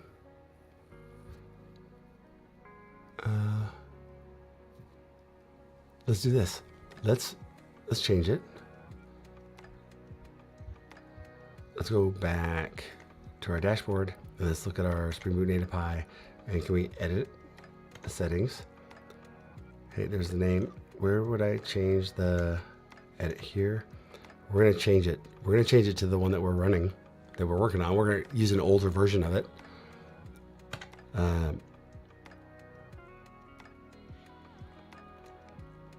We're gonna use an older version of this. Hello. The JavaGrunt listener, the one that we've been working on. Let's just see. We're gonna take it and, oh, you know what? This might actually be fun. We're going to use not these versions. I don't remember when I added Redis, but let's go up to like 5. I don't think Redis was in version 5. And let's modify this.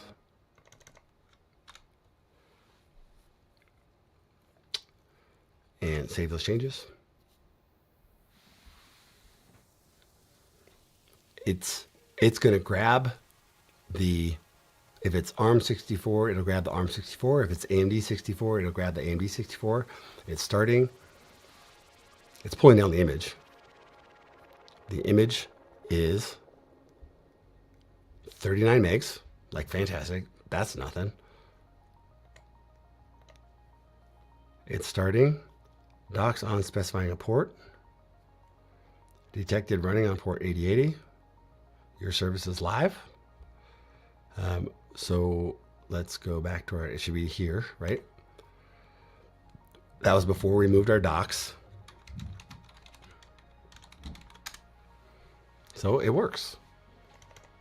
That's cool. That's cool. Brahma 60, hello, welcome. Welcome. We are, we just took a Spring Boot native image and we deployed it over here to Render, which I just learned about Render from Nick. So Nick, Render is working. Can we get your app working? What are you running into that's not working?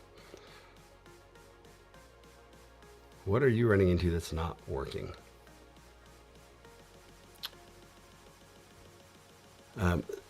And while you let me know that, let's go back to mine. That's cool. Like that stuff works.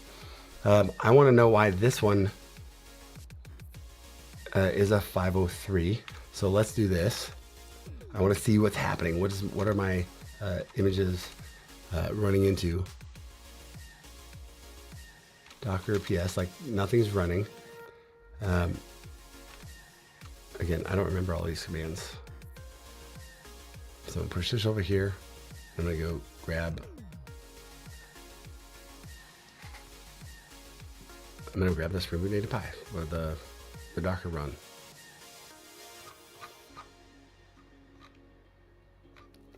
I need to remind myself what that Docker command looks like.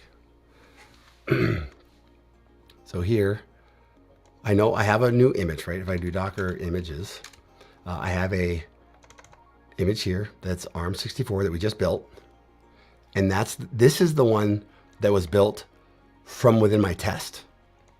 So I'm gonna say Docker run -- name YouTube -listener -arm -d -p 8080 :8080 Deshaun /spring nope com.java grunt.listener.youtube v0.0 hello 0.9-AARCH_64. Is there anything else I need? All right, so I need to tell it where Redis is.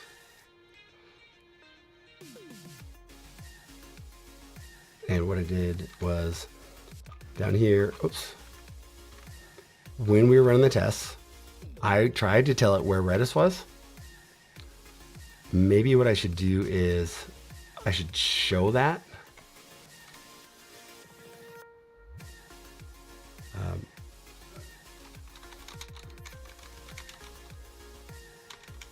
Or let's just do,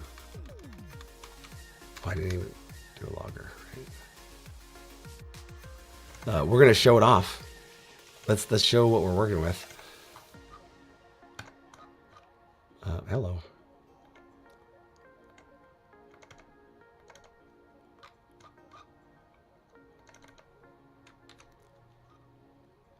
I'm going to do it in this one.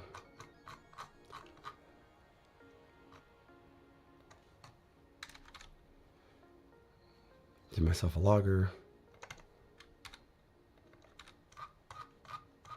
And then on here, I'll do logger.info. Wait, why am I not? Oh, because that's in static.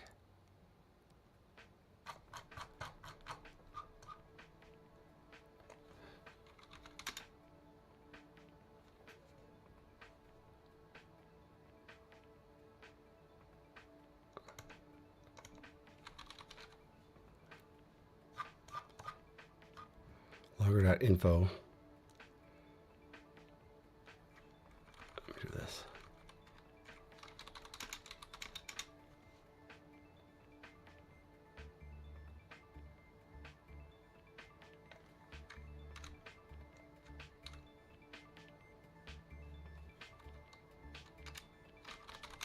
Host. Because I don't know if I'm doing this right. I'm trying to get my freshly generated native image. I want it to connect to this test container image. No, I don't need that. So I don't know if I'm doing this right. We'll find out together.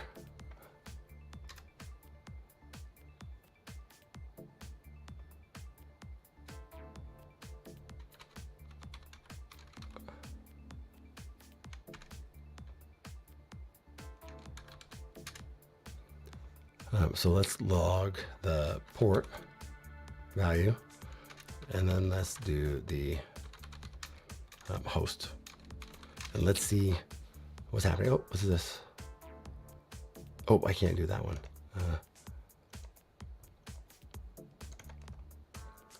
Refactor, rename, Redis port.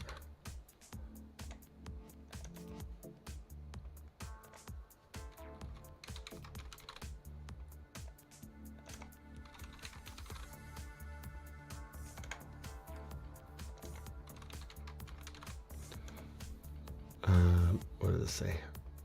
No. Port. All right. So let's just rerun this and let's see what's happening, what values we're getting. Let's see if that it makes sense.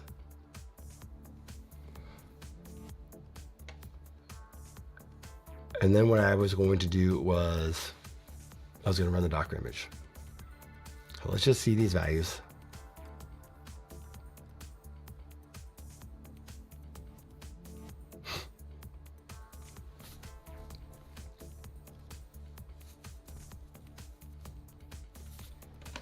Nick, you're figuring out what we can do to get your back end.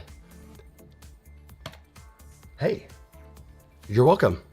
I'm not sure what for, but you are welcome. For those of you that are new here, let's level set. Let's talk about what's going on. I'm just here. I'm doing live coding. I'm a Spring Developer Advocate at VMware by Broadcom. I love my job. I've got some code to work on. I'm working through issues. I don't have anything planned. Like I didn't set up anything. I'm just building stuff, and we're building it together. And if you've got something that you want to, oh, Nick, if you got something that you want to work on together, then we can work on it together. So Nick he introduced me to Render, and we took a Spring Boot app and we took it over to Render, the one that we're working on, to this new platform that has a free tier. Like, who knew? So thank you, Nick, for introducing me to that, because it would be cool. We could take this project and we could deploy it to Render, right? I saw that they have Redis, but I'm using Redis Cloud, but we should be able to connect the dots the exact same way.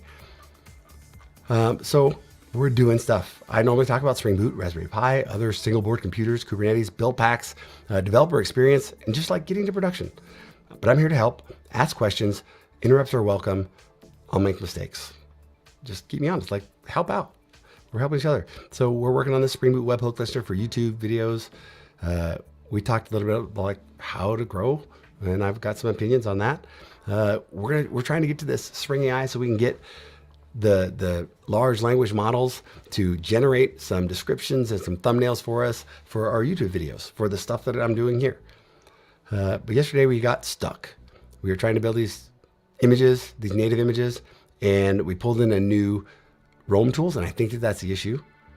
And now we're trying to work through it. So what we're doing is I've abstracted these tests. So I've got tests that are going to validate my Spring Boot webhook listener, and I'm running them locally in the JVM as unit tests. But then I am running the exact same set of tests that I do in my unit tests, JUnit and Rest Assured.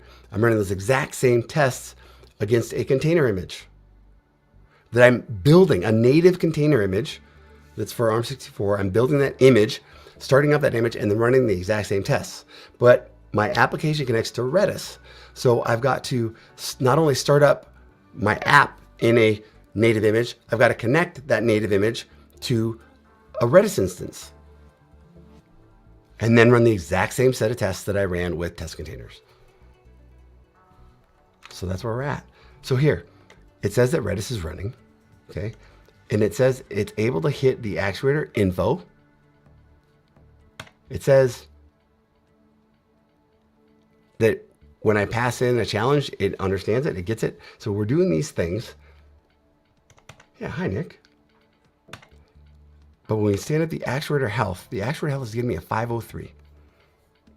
And I don't understand why. Oh, let's go back and look. Did we get our output? Let's go and see. We built our stuff. We're creating a container. So here's the port. Here's the host. So that should be it. So am I doing this the right way? By passing these in as environment variables. See, I'm saying, hey, pass these in as environment variables to the app when you start it.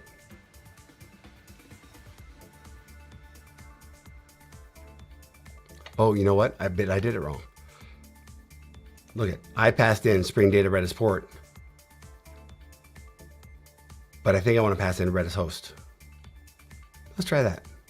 Let's pass in Redis host and Redis port and run it again.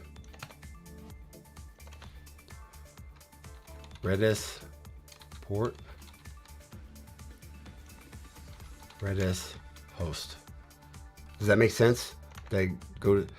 So what I'm saying here is get this value from the environment.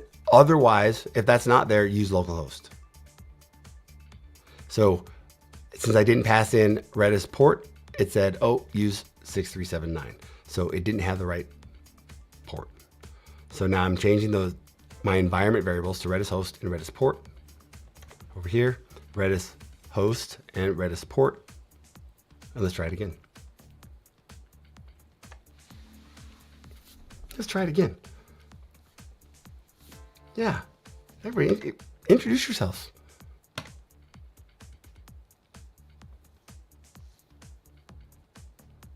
We're building stuff. We're taking it to production. We're getting there. I'm going to double check. I'm going to look at my calendar.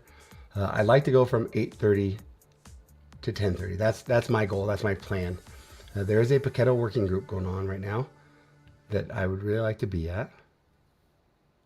But I'd also like to get this done. I feel like I need to go over the Paketo working group.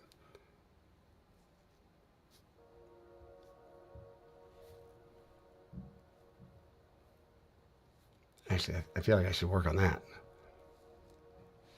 It's not as fun, right? That stuff is not as much fun for you.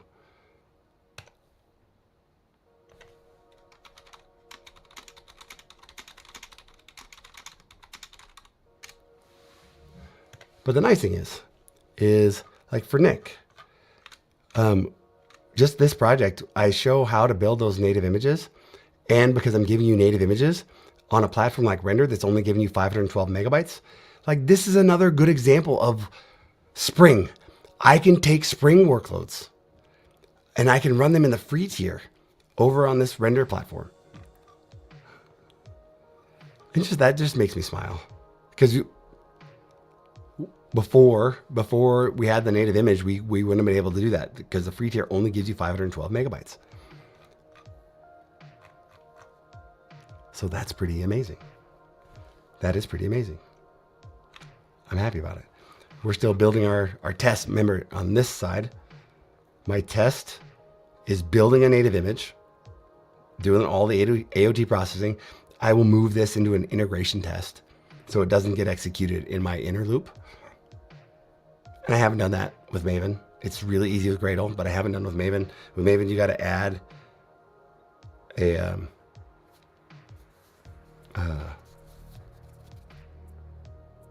another plugin, the Surefire failsafe stuff.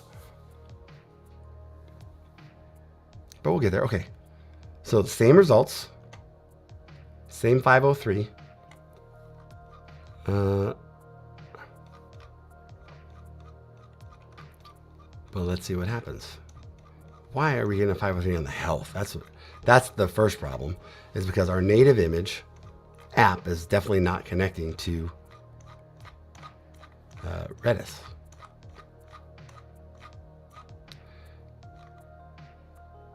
Okay, build success. It says Redis port here, Redis host here. It says please remove common logging.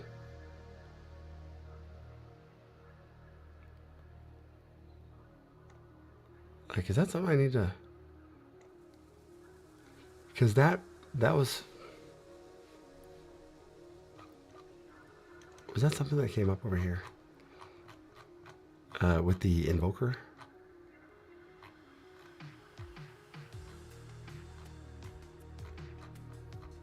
Right here, is that common logging?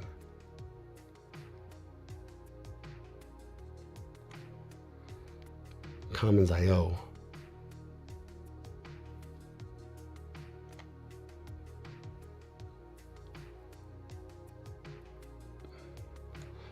I don't know when I'm getting commons logging. I might need to go, we'll research that. But here, it starts up and it says, hey, I got a 503.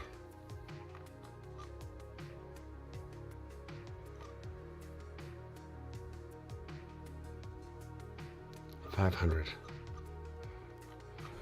So let's do this. Let's take a look. Here, we're going to start it up. I should put in some environment variables. So let me do that. Let me see if I've got that.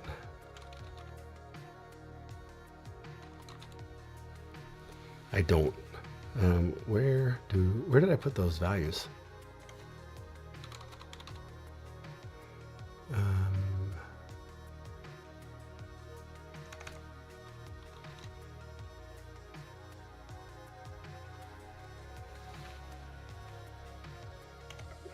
Here.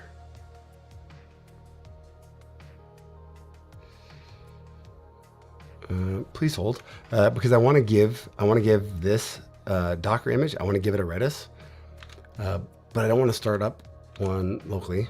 So I'm going to go find some Redis cloud credentials.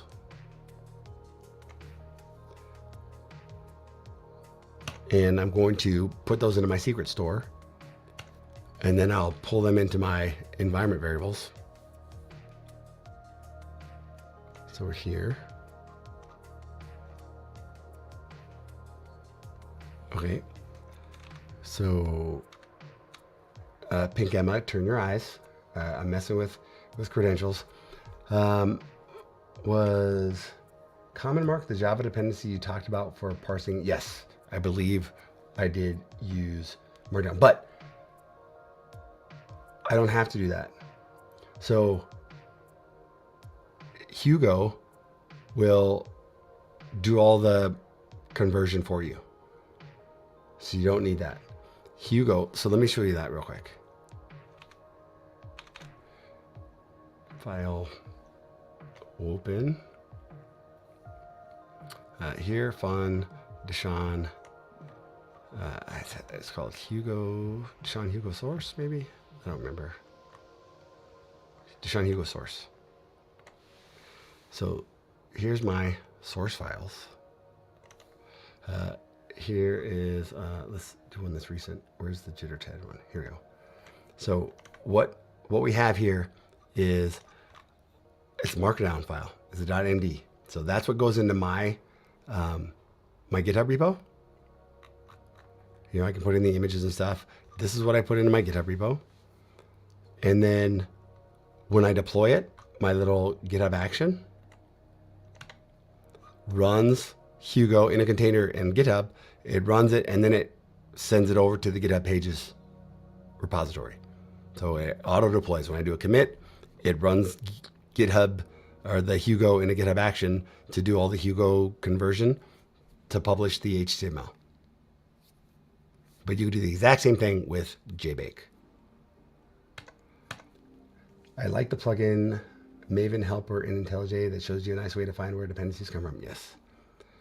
Robotext back. You didn't miss much. I haven't made a whole lot of progress, but we're pushing towards. Yes, welcome back. We're pushing towards kind of like replicating outside of my tests to see if we can get the same error. And we're helping Jonas set up a blog. I highly recommend you set up a blog. Just, again, to be nice to your future self. Write some things in there. I'm going to set up a envrc file, and I'm going to do it where Pink Emma can't watch. I'm going to try to do it where Pink Emma can't watch.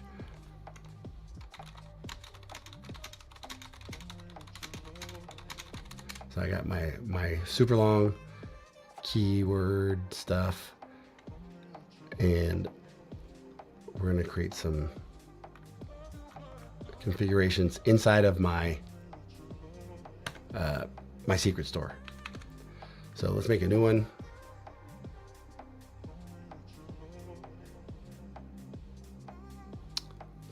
This is January 29th, 2023. That's not it.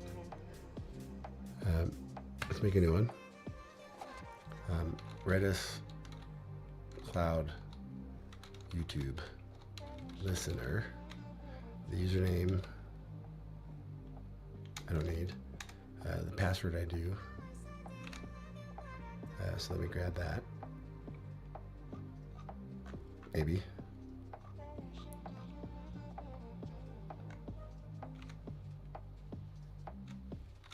And then I'm going to add a couple more. Maybe the host and port. So let me add a text field.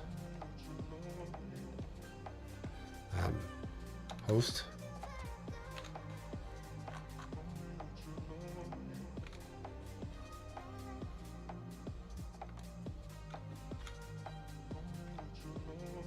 And port.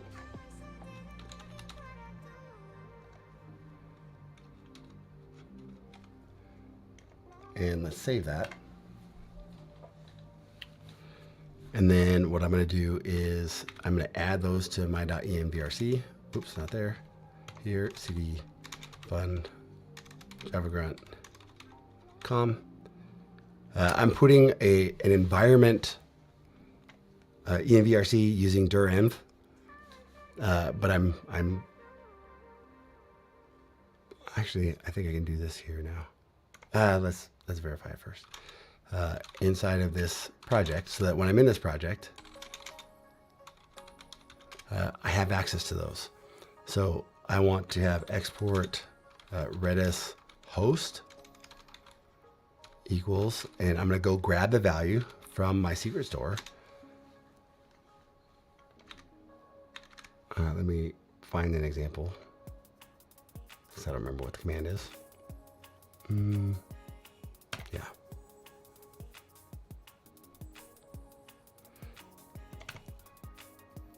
And, oh, I'm not even using it over there. Ugh. Please hold.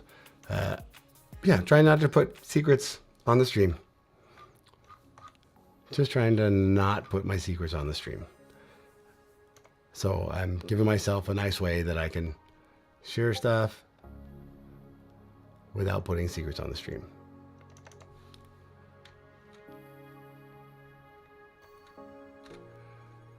So there, I'll close that. Put this here. Oh, what did I do?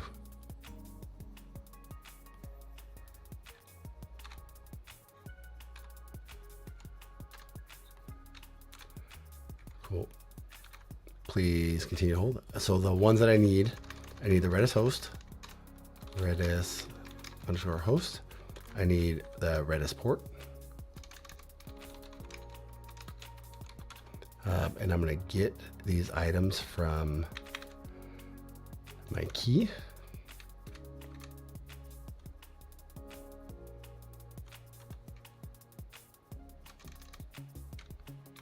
Here. Yep. I'm gonna get another value from the exact same key. And oh, I need the password. So what is that password environment variable? It's over here. It needs to be Redis username and what was the other one? And Redis password.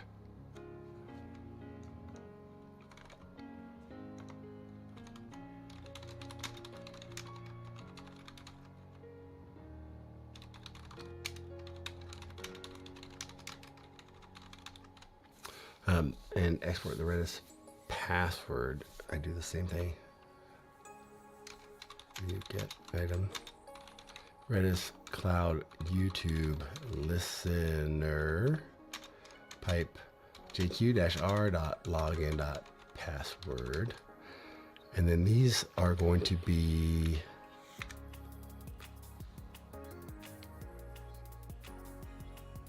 host and port, I think.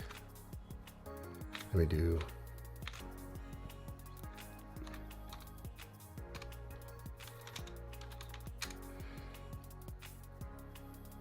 let me see what this does. UW get item Redis cloud YouTube listener pipe jq-r dot.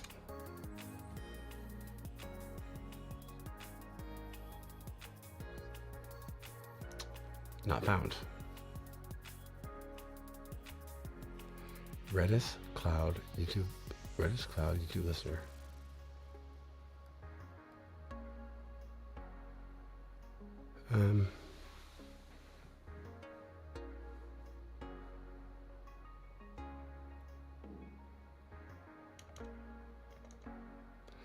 So I don't have it named right. Oh, let's do this BW sync. And then let's do it. Make sure I've got, okay, there we go. So now we've got our values and we want fields.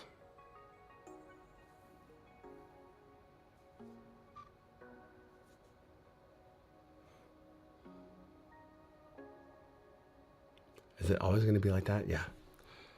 So I want fields 0 dot value is the host.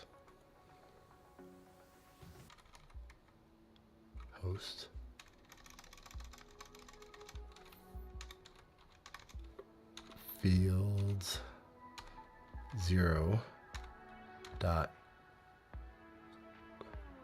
did I say dot host? This song I like. Where is it? All right, I need to add it to a playlist. Where is it?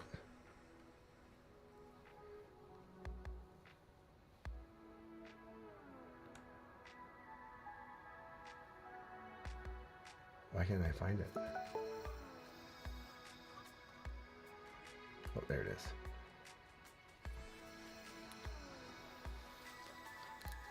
All right, we're getting there. I got one more. Again, we're pulling in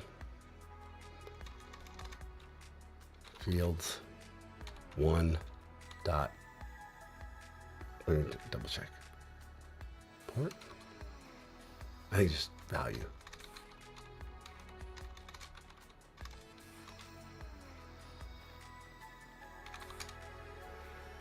Field 0 value. Okay. Oops, I got a wrong value here. Editing one more time.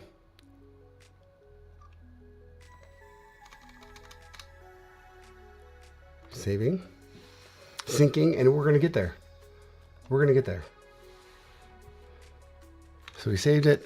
We're gonna do the BW sync, so I get all my latest stuff. Then we're gonna say dir and allow. So we get it, and now I have Redis host, Redis password, Redis port, and Redis username in my environment. I'm gonna do this. Uh-oh.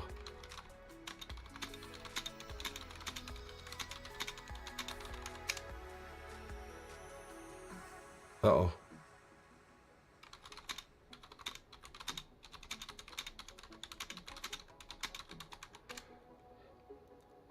Oh boy. Pink Emma, don't look. I don't know what I did.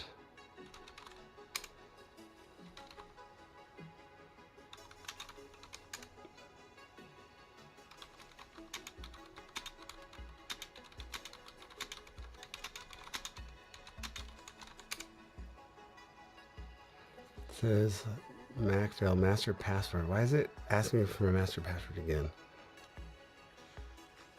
I'm not sure what I did here. So I'm going to close this window. I'm going to go see if I actually have a value here.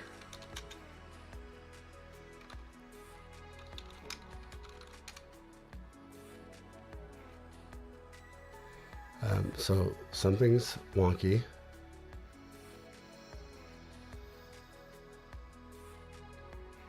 I'm not sure what I did.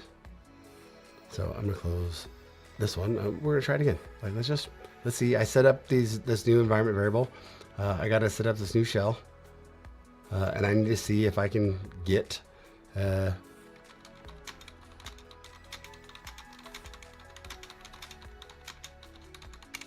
I can get connected. Okay, looks like it. CD fun, Java grant com.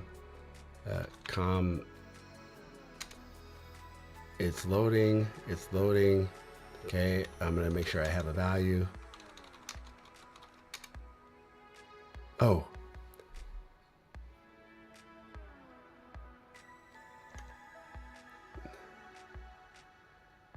It has a value, but it's not the right thing.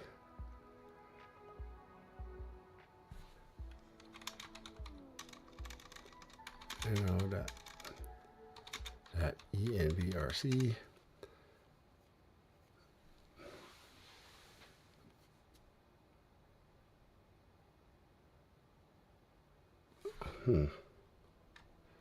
So this is not fun. I know that this is not fun for a stream. What I am trying to do is get credentials for a Redis instance. I'm trying to get those put into an envrc so I can run a image that I created. And yeah, this is like stuff. I don't want to have credentials on my disk, so I use a credential store like 1Pass or Bitwarden.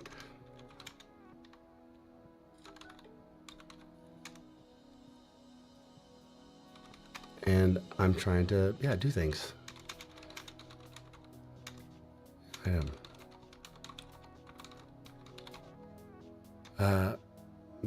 Yeah, no. YouTube listener pipe jq-r dot fields 0. I think I'm doing this right. Dot value. Oh, so that's right.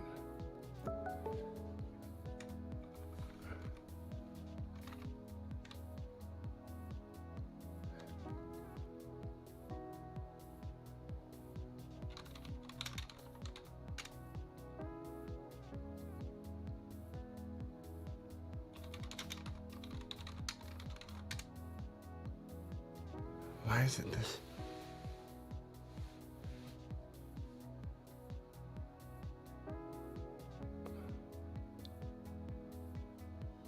Why is it not doing this?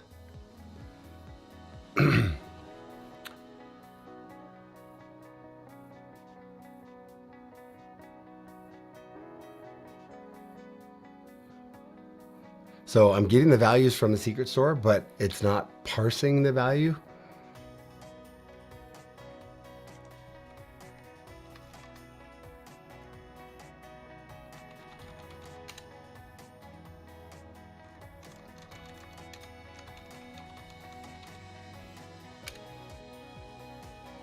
But only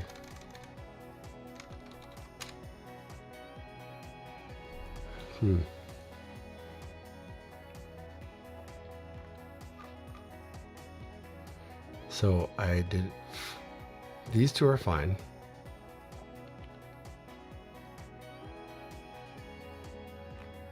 But I've done something wrong on these other two values. Please continue to hold. And let me see if I can figure out what I've done wrong. I did the dash R.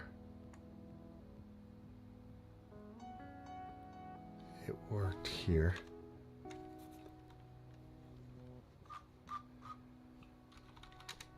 BW sync. Let's just make sure.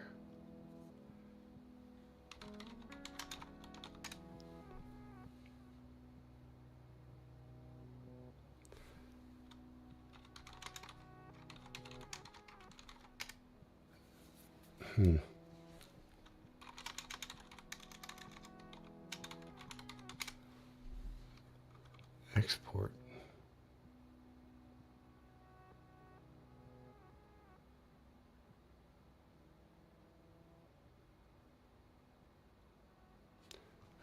I don't see what I'm doing wrong. So here's what I'm going to do. I'm going to copy those values into this .envrc file. We're going to pray that pink Emma doesn't show up. We're going to pray that I don't put these environment variables out into the world. Why is that not working? It's doing the first part. It's doing the first part. But yeah. And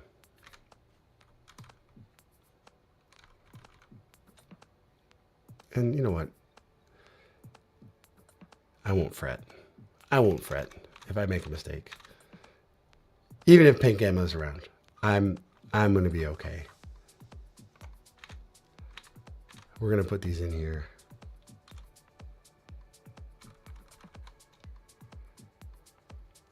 We're going to do it anyways.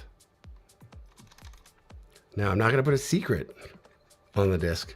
I'm going to put a host and a port on the disk.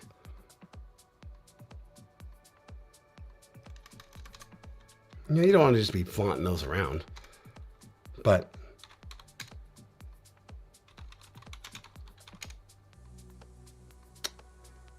also, right?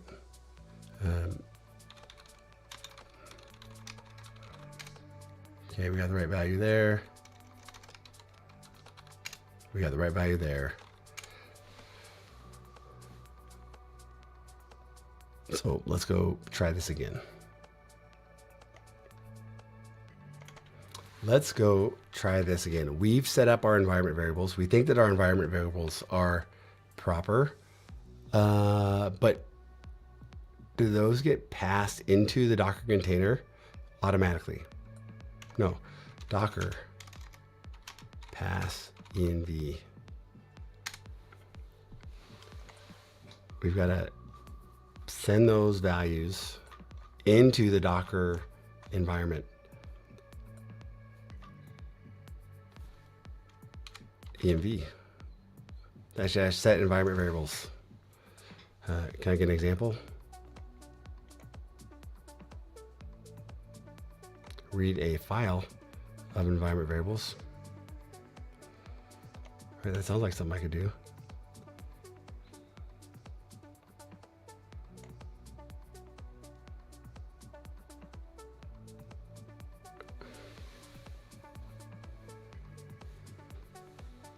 All right, so we're going to try this. Here we are. We're gonna run our application. Docker run. Name YouTube listener --rm -d, like run in the background. Expose these ports 8080. Deshaun /com.javagrunt.service. What do I call it? I think it's YouTube. What's the image called? Anyway. Listener.youtube.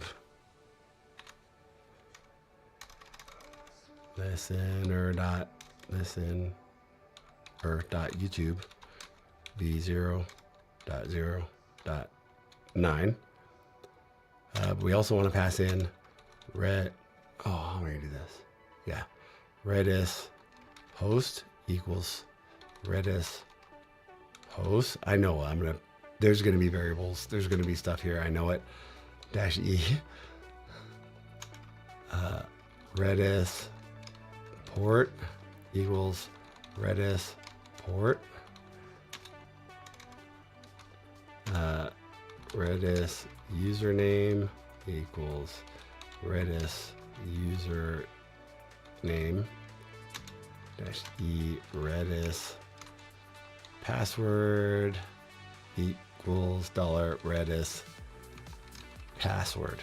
So what I'm hoping to do here is I hope that I have a Redis password set up in my environment, but I want to pass it into the container, the running container. So these credentials are pointing to a Redis instance running over in Redis Cloud. I've made the mistake of putting usernames and credentials and stuff out here before, so I'm going to just slide it over here. And I'm going to hit run. It might work, it might not. It's pulling down the image. It says it already existed. And we're good. And downloaded newer image.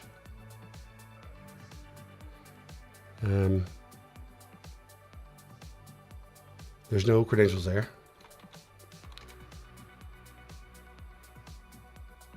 All right, so it didn't spit out any credentials. So let's just do this, Docker PS, and we can see that YouTube listener is running. So now we should be able to do some things, right? Remember, we ran actuator health. It was a 500 error in our tests. Is this a 500 error? Is it just saying, hey, Redis is down? It's not connecting? Let's look and see if that's a 500.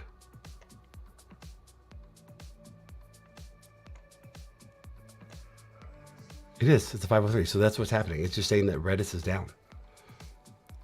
So when I'm passing in these values, these environment variables, I'm not doing it right. So it doesn't have a Redis instance. So we're not even to the issue that we think we have.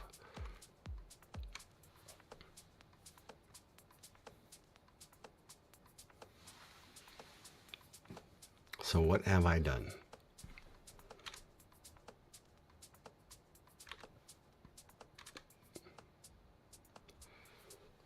Oh, you know what? I'll tell you what I've done. I ran the wrong image, first of all. I ran the wrong image because what I was supposed to be running was v009 Arch 64. So let's do this. Let's Docker stop YouTube listener. Let's go back up here and we're going to run the same thing, except we're going to run it with the right image, which we should have already have built because we just built it. Now let's run it. Okay, we'll see that it's working. Let's go see if this one's connected. It's still not connected. So what did we do? Our application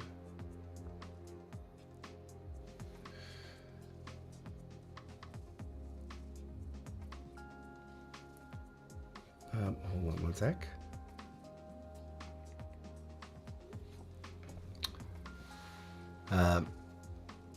I need to figure out how to connect this native image that we built with our tests. It's not connecting to Redis. So I've got to do something here. In my tests, it works, but something about my properties.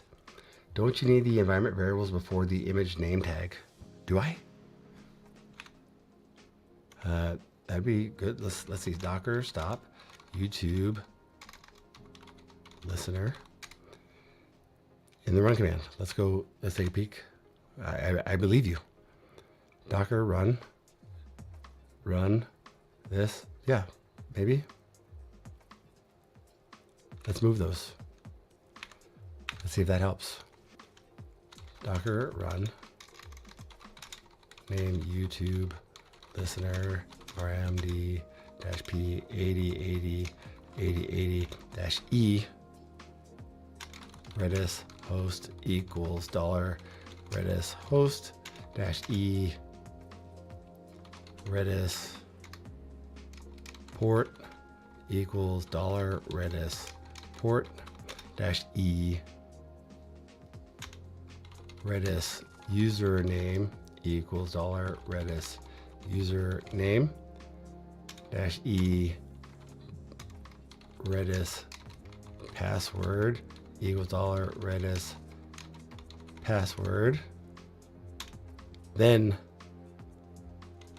Deshaun/com.java grunt.listener.youtube v0.0.9-arch_64. Is that better? Do we think? Let's try it. It's running. Let's go over here. Let's hit it.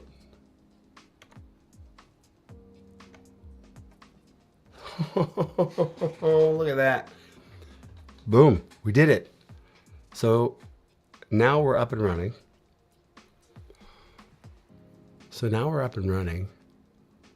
We're passing in the properties the right way. Then why over here, if I'm passing in the Redis port and I'm passing in but it's not localhost. That's the thing. Here's the problem. Inside of that container, it's not localhost. Inside of the container, this is not localhost.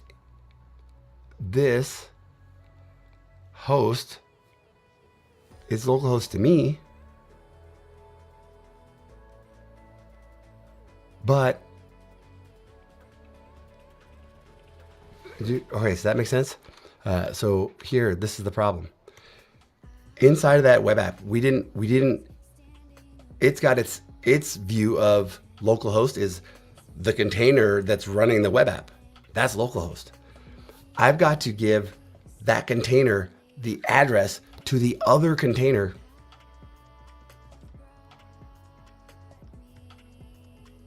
I got to give it the address to the other container, and I think I can just do that with the name, right? Container to container networking in Docker. So if I know the name of the other container, which I don't know if I will, how do I do this? Because it's not localhost.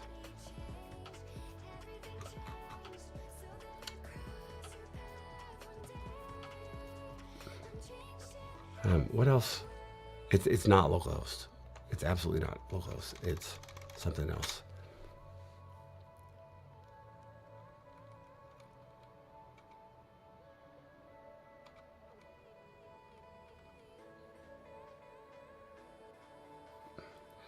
If you need localhost on your machine, you can try to use host.docker.internal inside the host. Yeah, I need to get from one container to the other container. I need to do that. Like in Docker Compose, you just reference the name of it, right?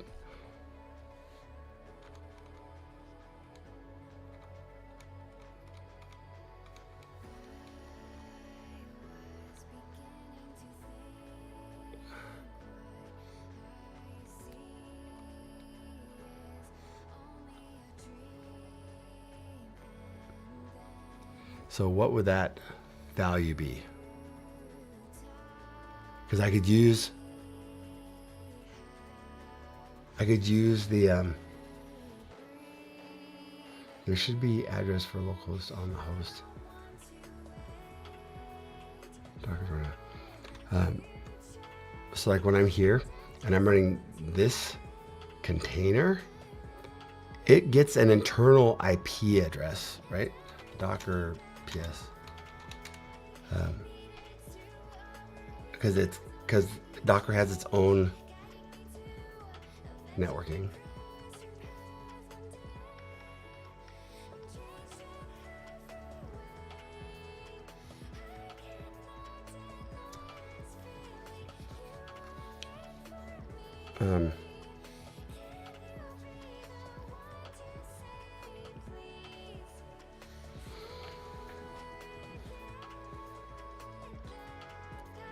So again, I'm trying to use this to stand up. Host. You think? Host.docker.internal. So I'm gonna trust you, right? I'm gonna let's give it a shot. Like it can't hurt, right? Let's put in this value. Host Docker internal. That would be the host, right? Let's try it. Let's try it. It's gonna take a little bit, but that would be awesome.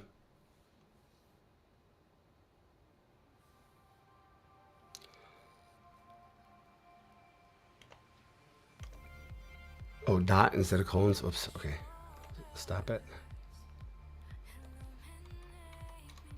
Host.docker.internal.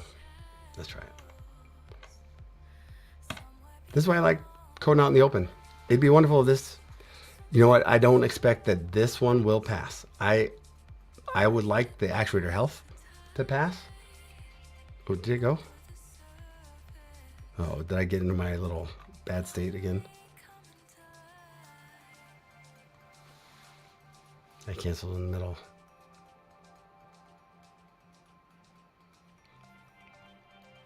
Here we go. It would be nice if the actuator health worked, because that's like a big milestone. We're generating a native image. We're connecting that native image to a test container image, right? This was the missing piece, if that's it. And that would be really, really cool. That we could validate a native image against a test container as part of our integration test. That'd be sweet. That'd be a good example. I'd be happy with that outcome, even though I know, or I expect, that my Roam tools is not working.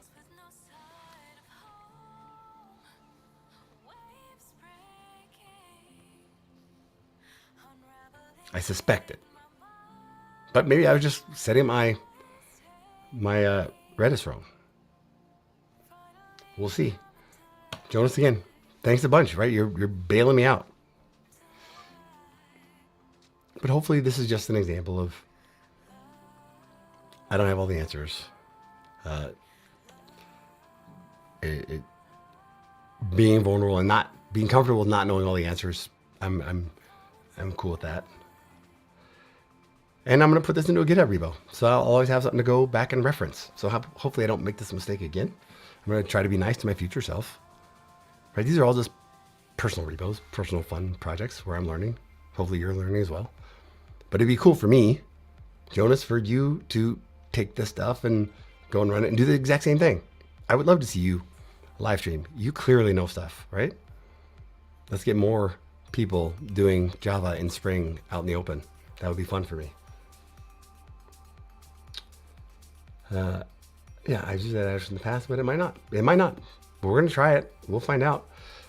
So while that's running, let's go take a look. Let's look at Docker container to container.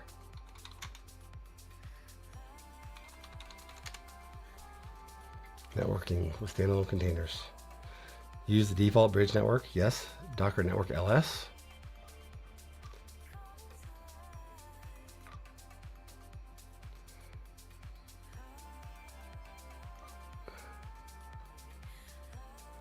Inside the bridge, you can see what containers are now. Oh, and then you get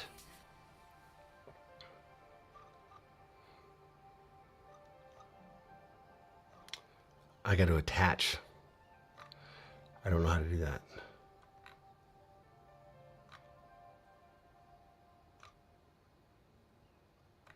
But if I could just get the IP address,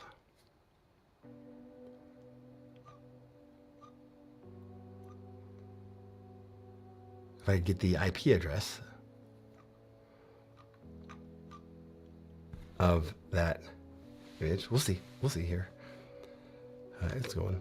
We're not in a rush.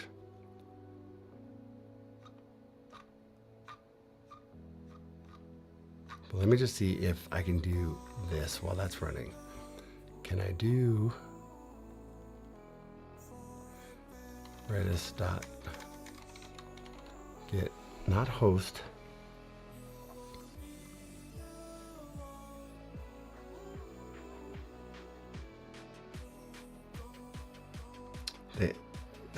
I have to attach it.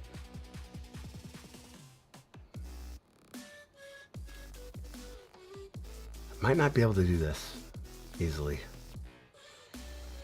Command container ID.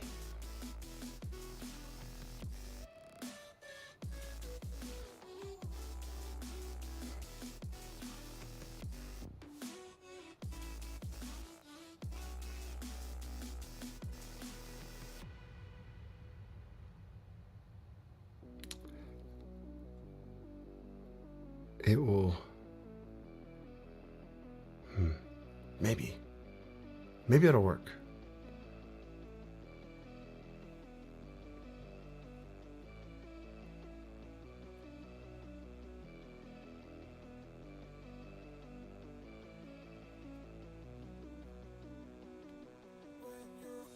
Liveness check. Network.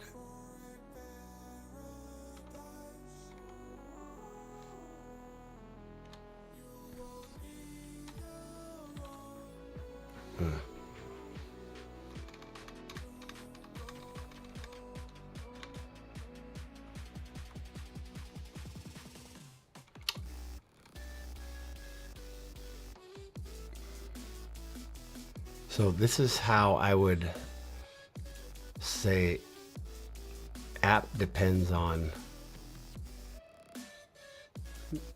maybe? All right, still the same. All right. Redis is a amazing tool. It's a data store.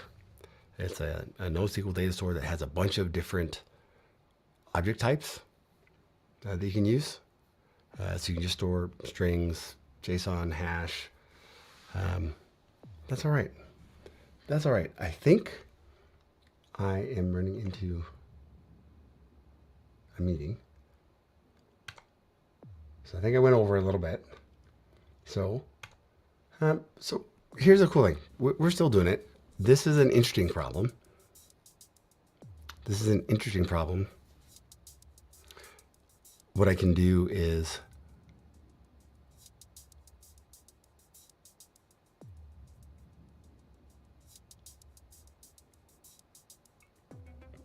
what I can do here is I want to use the test container, to be honest. I want to figure this out.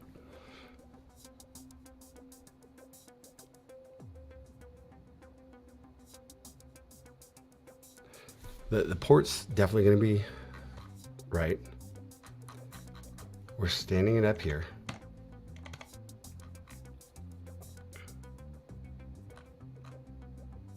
All right, we're standing it up here. Redis container with tag. Like, is there?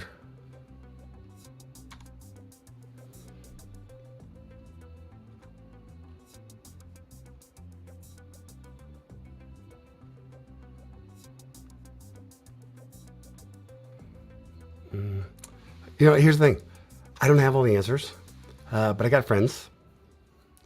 I got friends that I can reach out to and ask for help. Just like I want to be for you. And yep, I think I'm gonna have to push this into the next stream. I think I have my head wrapped around what the issue is. Yeah. I think I'm gonna have to run too. So Jonas, everybody, thank you so much. It has been fun. I feel like it was fun for me. I didn't really push anything forward, but I got into an interesting problem. I definitely have an interesting solution that I'd like to take further. But here we are. I could definitely work around this. I could just send up a JVM image and we'd be fine. But I'm not gonna do that. I'm gonna come back and I'm gonna figure this out. I'm gonna reach out to my friends, and we'll see. So I'll continue to work on this. I hope to see you next time. And yeah, thanks. We'll see you soon.